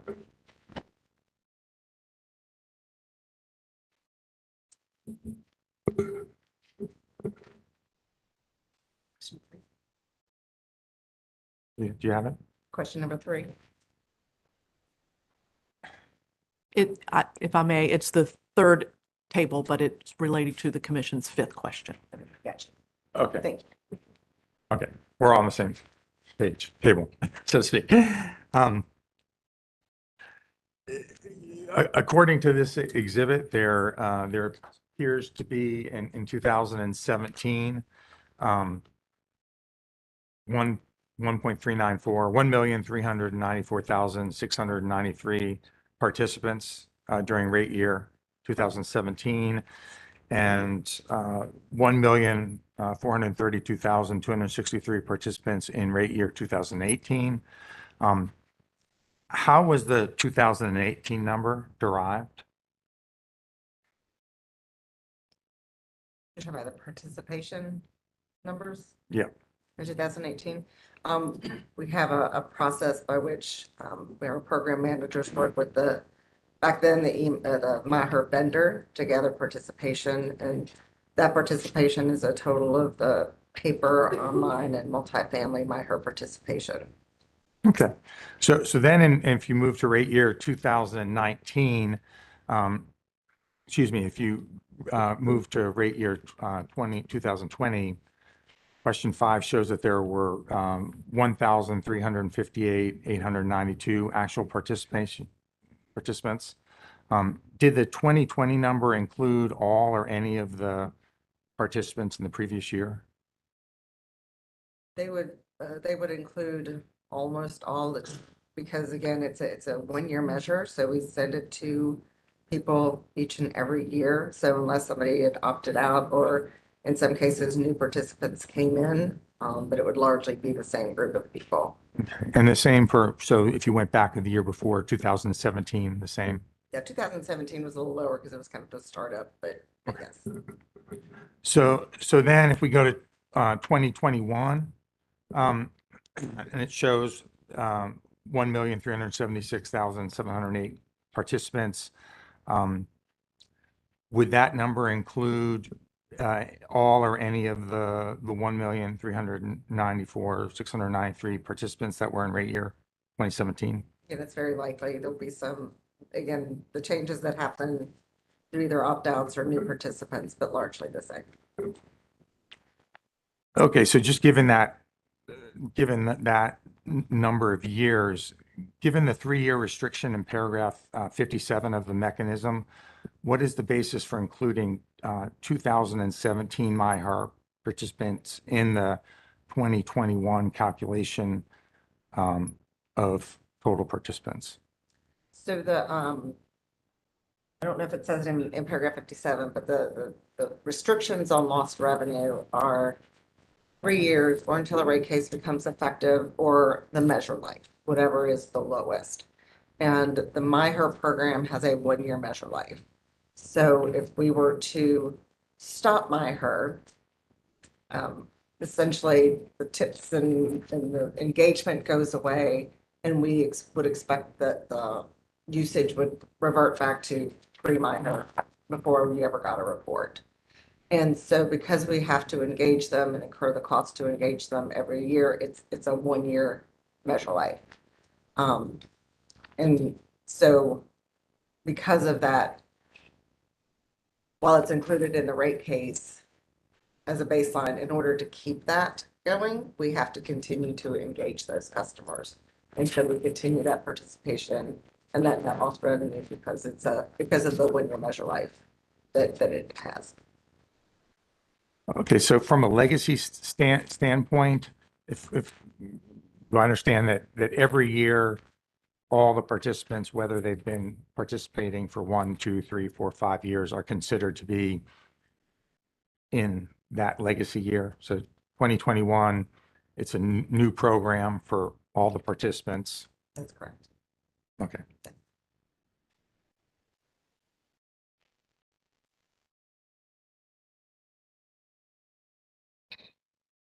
Yeah, I think that's it. Thank you very much.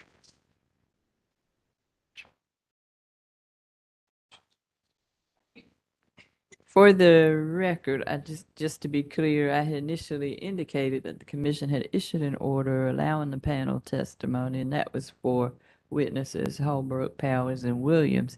And we'll note that witness Listerberger has been added to the panel, and the company responded to the commission's request that they appear as a panel. And so that explains why we have four. And Ms. Listerberger, we're sorry we didn't have, That's you know, okay. a dais kind of spot for you to be. No, that's fine.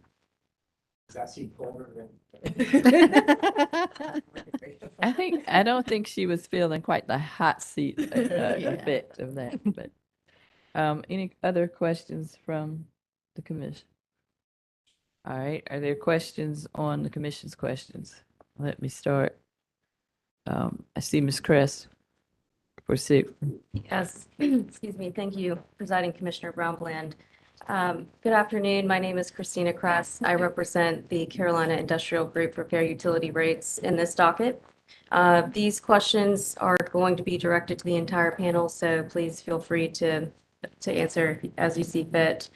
To your knowledge, did customer groups, including certain non-residential customers and non-residential customer groups like Cpre, participate in Duke Energy's comprehensive rate design study? I wasn't privy to any of that, so I can't comment. I don't know if anybody else. Would you accept subject to check that they did? Yes.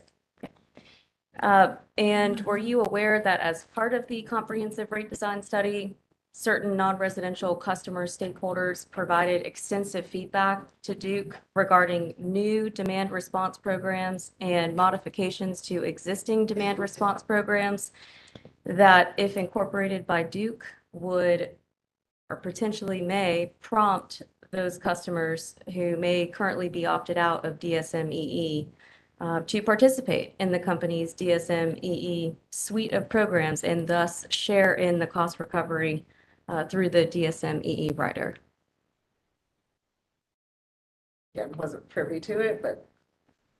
Nor was I.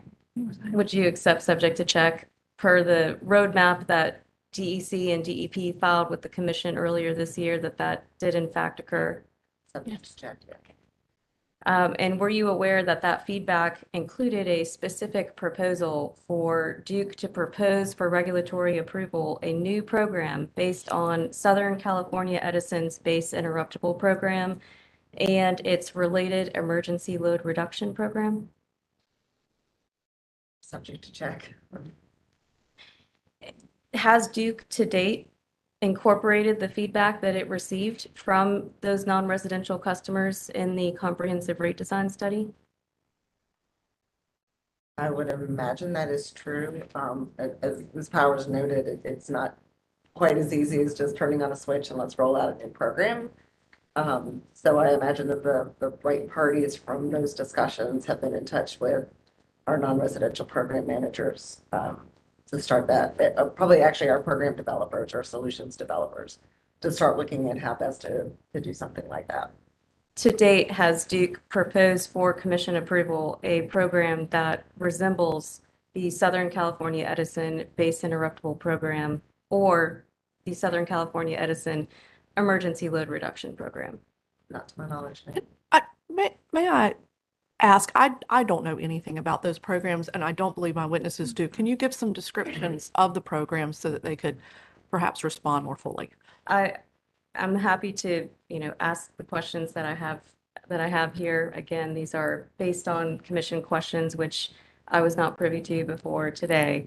So if you're not familiar with those programs, then you're not familiar with those programs. But the important point is Duke has not proposed a program resembling the Southern California Edison suite for approval. Yeah, so I think some of the confusion there is, I'm not sure if that's strictly a demand response program or if you're talking about a new rate, since it was part of the comprehensive rate design workshop. I would think it could be a new rate, which is not really what we cover here in the EEDSM cost recovery rider. So that's part of our confusion. I also don't know if some of what was proposed through that program is already incorporated in our current demand response programs like Power Share. And so without those kinds of details, I think this is a perfect example of why saying what one utility does will work at Duke. There are a lot of nuances and we can't speak to the nuances just based on the title of the program and or rate that you're referencing. I just don't know. Would you accept, subject to check, that non-residential customers provided feedback during the comprehensive rate design study that the power share programs specifically do not work for them? I haven't heard that, but I have heard that the comprehensive rate design working group was robust. They got lots of stakeholder feedback and that we were happy to receive it and are working to incorporate all of it. So there are some evaluations going of all our demand response programs, and I'm sure if our large commercial and industrial customers gave us feedback about a program that would work for them and that would reverse the opt-outs to more opt-ins, then we are enthusiastically engaged in it. It just hasn't gotten to the regulatory level, which is where we are. Great. Well, I'm looking forward to that happening. Thank you. Mr. Neal. Thank you. Yes, I'm David Neal, representing SACE et al. First, Ms. Powers, picking up on Commissioner Hughes's questions early on regarding the collaborative itself, you would agree that even if you don't agree with Mr. Bradley Wright's conclusions, you would agree that he was in his testimony, particularly around pages 14 through 15, comparing the experience of program development when there's been a settlement with Duke, for example, on the tariff on bill financing and the high energy use pilot, with what he's experienced when there's been recommendations just in the collaborative. You would agree that that was part of his testimony, correct? That was part of his testimony. And that his conclusion was that there was improved collaboration and a more successful engagement with those programs that were part of the settlement. Isn't that right? Yes, that is the point that he was making. I have a question about MyHer, now shifting gears. The Commissioner Hughes was asking about the number of participants and the control group. Has Duke, or has its EM&V contractor, considered kind of a third category of customers who've been on the MyHer program for maybe a year or two, and then have them roll off and sort of to test out this hypothesis, would there be a persistence of savings even without that treatment, even without getting the reports? Has that been part of the EM&V for MyHer? We have not had a formal persistence study, but that is something that we can certainly look into with the evaluator. And are you familiar that in other parts of the country with these kinds of behavioral programs that they have found some persistence of savings after customers have rolled off of participation? I am aware that there is some persistence of savings, some slight degradations, but overall persistence of savings, yes. So it sounds like Duke then would be willing to investigate that further as another way of maybe trimming costs and while not dramatically reducing savings from MyHer going forward? That is something that we can certainly explore. Thank you. I have no further questions. I have a few questions. All right, Ms. Emerson. Lucy Evanson from the public staff. This is not a question, but I wanted to ask the commission to take judicial notice of the order adopting rules on February 29th, 2008 in docket E100 sub 113. I believe Commissioner Clodfelter asked about the showing required for customer opt-out, and issue 97 on page 128 gives some explanation of how the commission considered that issue at that time. All right, there being no objection, the commission will take judicial notice as Ms. Emerson requested. Ms. Williams, to opt out of MyHer, I need to make an affirmative act, contact the company and ask to be removed. Is that correct? That is correct. Okay. So if I receive the report in the mail and I can tell what it is and I just throw it in the trash without opening it, am I a participant? You are technically our participant, yes. And will EM&V take me out? Will they count my savings if that's what I'm doing with the report? If you are in the treatment group, and even if you do, not look at it, you are assigned the savings that is verified per participant through the EM&V. But are there any free riders or for MyHer? Based on the EM&V methodology of a randomized control trial, it is inherently net. So the issue of, or the concept of free ridership or spillover does not apply to MyHer. Okay. Next question. When was the last MyHer EM&V that was taken into account, approved in the rider? It was in 2019, I believe, August of 2019. We are currently in the process of finalizing a newly verified MyHer report for DEC DEP. And so we are using the 2019 numbers right now to as the impact of the program. Yes. And over what period were what vintage of customers were studied for that 2019 EM&V? See, the process looks at the most recent 12 months. I do not recall off the top of my head what the sample period was for MyHer, but that is something that we could certainly get to you very quickly. So the current EM&V that's in progress, you said it's the fourth quarter of this year, you're expecting it to be finalized? Yes, with basically, I would say within the next month. So for DEC, that those impacts would be used in next year's rider for MyHer? That would be my assumption, yes. And over what vintage of customers are being studied for that EM&V report? Within the evaluation, there are what are called cohorts. So you have participants that even started back in 2012, 2013. So it's in terms of a vintage, it is looking at the total participants.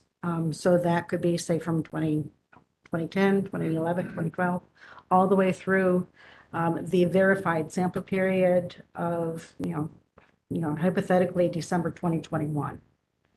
So I don't know whether that is answering your question. So if it went through December 2021, would those results reflect the impact of AMI? It would not reflect with AMI, that began in April 2021. Within AMI usage that is provided to customers, available to customers, it is available to participants in the treatment group, and it is available to customers in the control group. In my testimony, where I said that they effectively cancel each other out, the core of EM&V is to look at the treatment and then subtract the consumption in a treatment group versus the consumption of in a control group. In the instance of AMI, there is AMI engagement for a treatment group, and there is AMI engagement in the control group. So therefore, they're identical. The evaluator, when they start looking at newly eligible participants to randomly assign to either a treatment or control group, it is statistically identical. With AMI, because the control group and the treatment group have access to AMI, they do effectively cancel each other out because they are statistically identical. But so the EM&V that's going to end, where the sample group is through the end of 2021, and you all started the AMI in April of 2021, that would only have folks that had for 8 months of the entire period of the M&V. Correct. However, the AMI, the EM&V does not pull out those savings from AMI because savings are being achieved on the treatment side and being achieved on the control side. So you mentioned some efforts you all were making where you were adding alerts to MyHer of energy spikes, improving modeling, more accurate tips, identifying likely participants with pools and EVs. When will there be EM&V that might reflect those efforts? Since everything is in the exploratory stage right now, in terms of these changes, we generally wait some period for savings to more materialize. So I can't venture a guess in terms of when the next EM&V will encompass these. If hypothetically these were finalized in 2022, I would anticipate that the EM&V in 2024 would encompass some of these changes. Okay, thank you. You're welcome.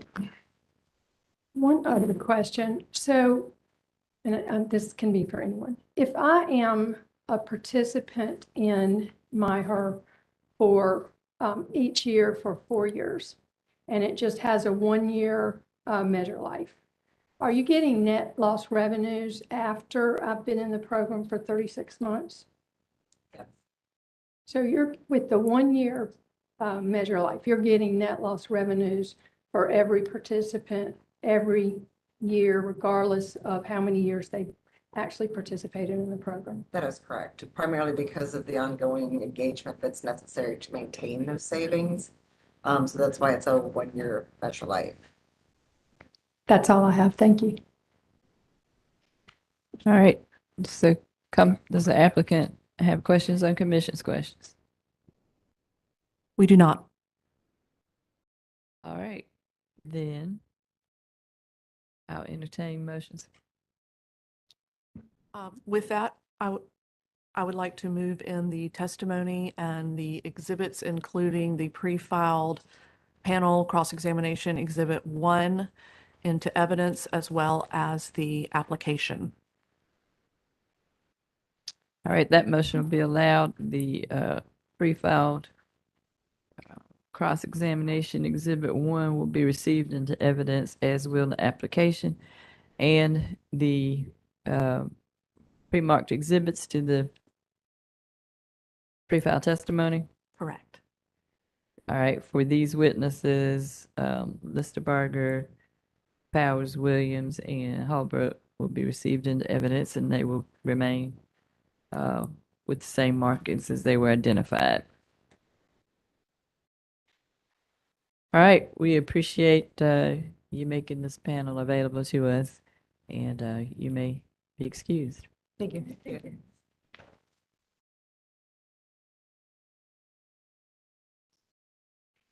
Mr. Neal, I guess we would like to hear from you now. Thank you, Presiding Commissioner Brown Bland. At this time, the North Carolina Justice Center, North Carolina Housing Coalition, Southern Alliance for Clean Energy would move for admission the direct testimony of Forrest Bradley Wright, pre-filed on May 17th, consisting of 25 pages. Ask that it be entered into the record and copied into the record as if given orally from the stand, and that his exhibits marked FBW1 through FBW9 be entered into evidence.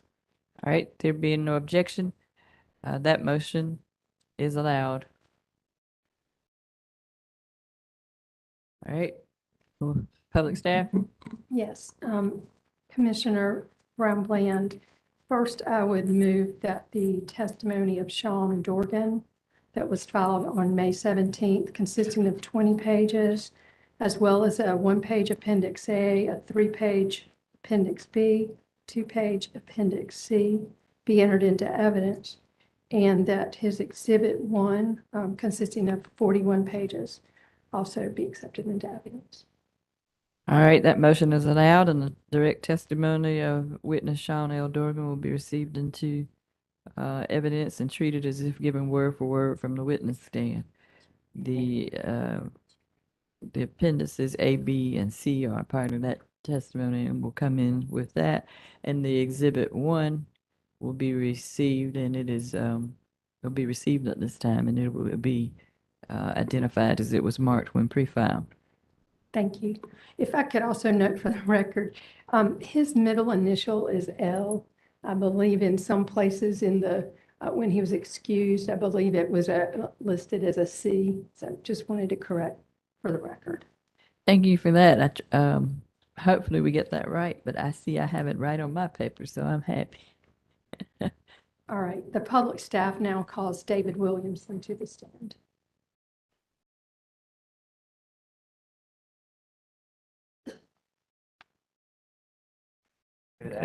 Good afternoon, Mr. Williamson. If you'd place your left hand on the Bible and raise your right, do you sincerely and solemnly swear that the testimony you'll give today should be the truth, the whole truth, nothing but the truth, so help you God? I do. All right, thank you. Please state your name and business position. My name is David Williamson, and I'm a utilities engineer with the Public Staff's Energy Division. And Mr. Williamson, on May 17th, 2022, did you prepare and cause to be filed testimony consistent of 37 pages, as well as an Appendix A and an exhibit marked as Public Staff D. Williamson Exhibit 1? Yes, and there was also an Exhibit 2. Sorry. Thank you for reminding me. Do you have any changes or corrections to your testimony, appendix, or exhibits? No, I do not. And if you were asked the same questions today, would your answers be the same? They would. Commissioner Brown-Bland, we request that Mr. Williamson's testimony be admitted into evidence as if given orally from the witness stand, and his exhibits be marked as pre-filed. There being no objection, that motion is allowed. All right. And I will make him available for commission questions. All right, I take it there's no cross-examination for this witness. All right, commission questions. All right, just Commissioner one. Hughes. There was the one that sort of stumped us last time, so hopefully I'll get it clearer this time. So as far as the incentive of providing lost revenue to the company for a new measure, as far as that incentive, it's my understanding that that incentive is offered so that there's not a disincentive for them offering new programs. So it's essentially a decoupling. Is that your understanding in general of the purpose of it? So you're talking about net loss revenues? Net loss revenues. So, yes, net loss revenues is a mechanism to essentially make the company whole, to incentivize them that they're not lowering their sales without gaining the dollars from the sales that they would have incurred. So following through with that, is the theory of net loss revenues that the last time the rates were set, they couldn't anticipate the revenue loss that was going to come from a new program? So that is why there's a net loss? So, I guess for a reference point, are you talking about in just any year or in a year after a rate case? In any year, isn't the principle that the savings couldn't be anticipated during the rate case? So then when the savings occurred, I think the calculation is how much revenue would have they earned? Gotcha. So yes, until EMV is completed, we don't really know the level of energy savings that are being incurred from a program. There are estimates and forecasts that the company is using based off of previous EMV and based off of their knowledge of the the technical, the engineering specs of the measure itself. But as the next level of EM&V is completed that would go through the previous years that you're talking about, that's when the net loss revenues would essentially be solidified. So if you look into the, I guess, company witness list of barters, she goes back several years to show net loss revenues. And that's because EM&V is still being completed to kind of finalize those numbers. Okay, so does the public staff, in your review of the application, go back to the last rate case to see whether that rate case reflected the savings when those rates were calculated? In terms of the rate case, I can't answer that question right now. But in terms of the rider itself, part of one of the initiatives that we do in every rider proceeding for all three of the utilities, Duke Carolinas, Duke Progress, Dominion, we have a meeting scheduled with their EM&V group and their employees that kind of collect the exhibits that show all of the energy savings for each year. And essentially, we'll sample one of the EM&V reports that was submitted in that rider proceeding and essentially walk back to see when because for an EM&V, the impacts of the EM&V take place the month after the sample period in that report.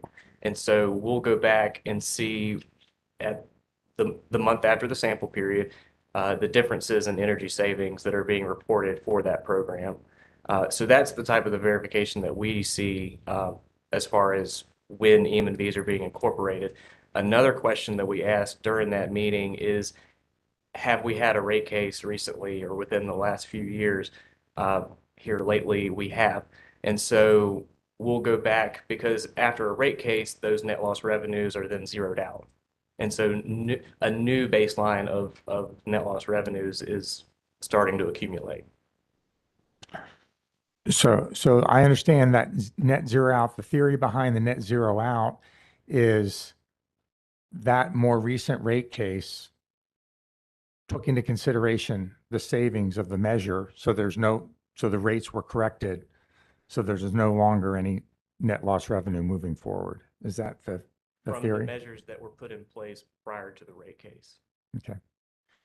From those savings for the measure lives, for those portions of the measure life during the rate case. I believe that is correct, subject to check. So how does public staff deal with the situation where there were savings prior to the rate case from a previous year of the program? As we've heard, each year is a new program. So there were savings prior to the rate case, and those savings continued. Do you examine where the lost revenues are or do any kind of calculation about whether those sales were reflected in the last rate case? So Does that make sense? I believe I understand your question. I personally was not the rates witness for the public staff during that period. Unfortunately, I don't think I'll be able to provide an adequate answer for you on that. But I do know that in creating the kilowatt hour sales forecasts that are in the rate cases, the EE impacts are already embedded into that sales forecast. So just to be clear, when you say embedded in the sales forecast, that means if the sales didn't occur the year previously, then in that sales forecast, they're not adding back the sales. It's just. So essentially the sales that are used for the test period of a rate case are the actual sales that are generated. So that's going to include all of the EE impacts that are realized during that test period. So No further questions. Okay.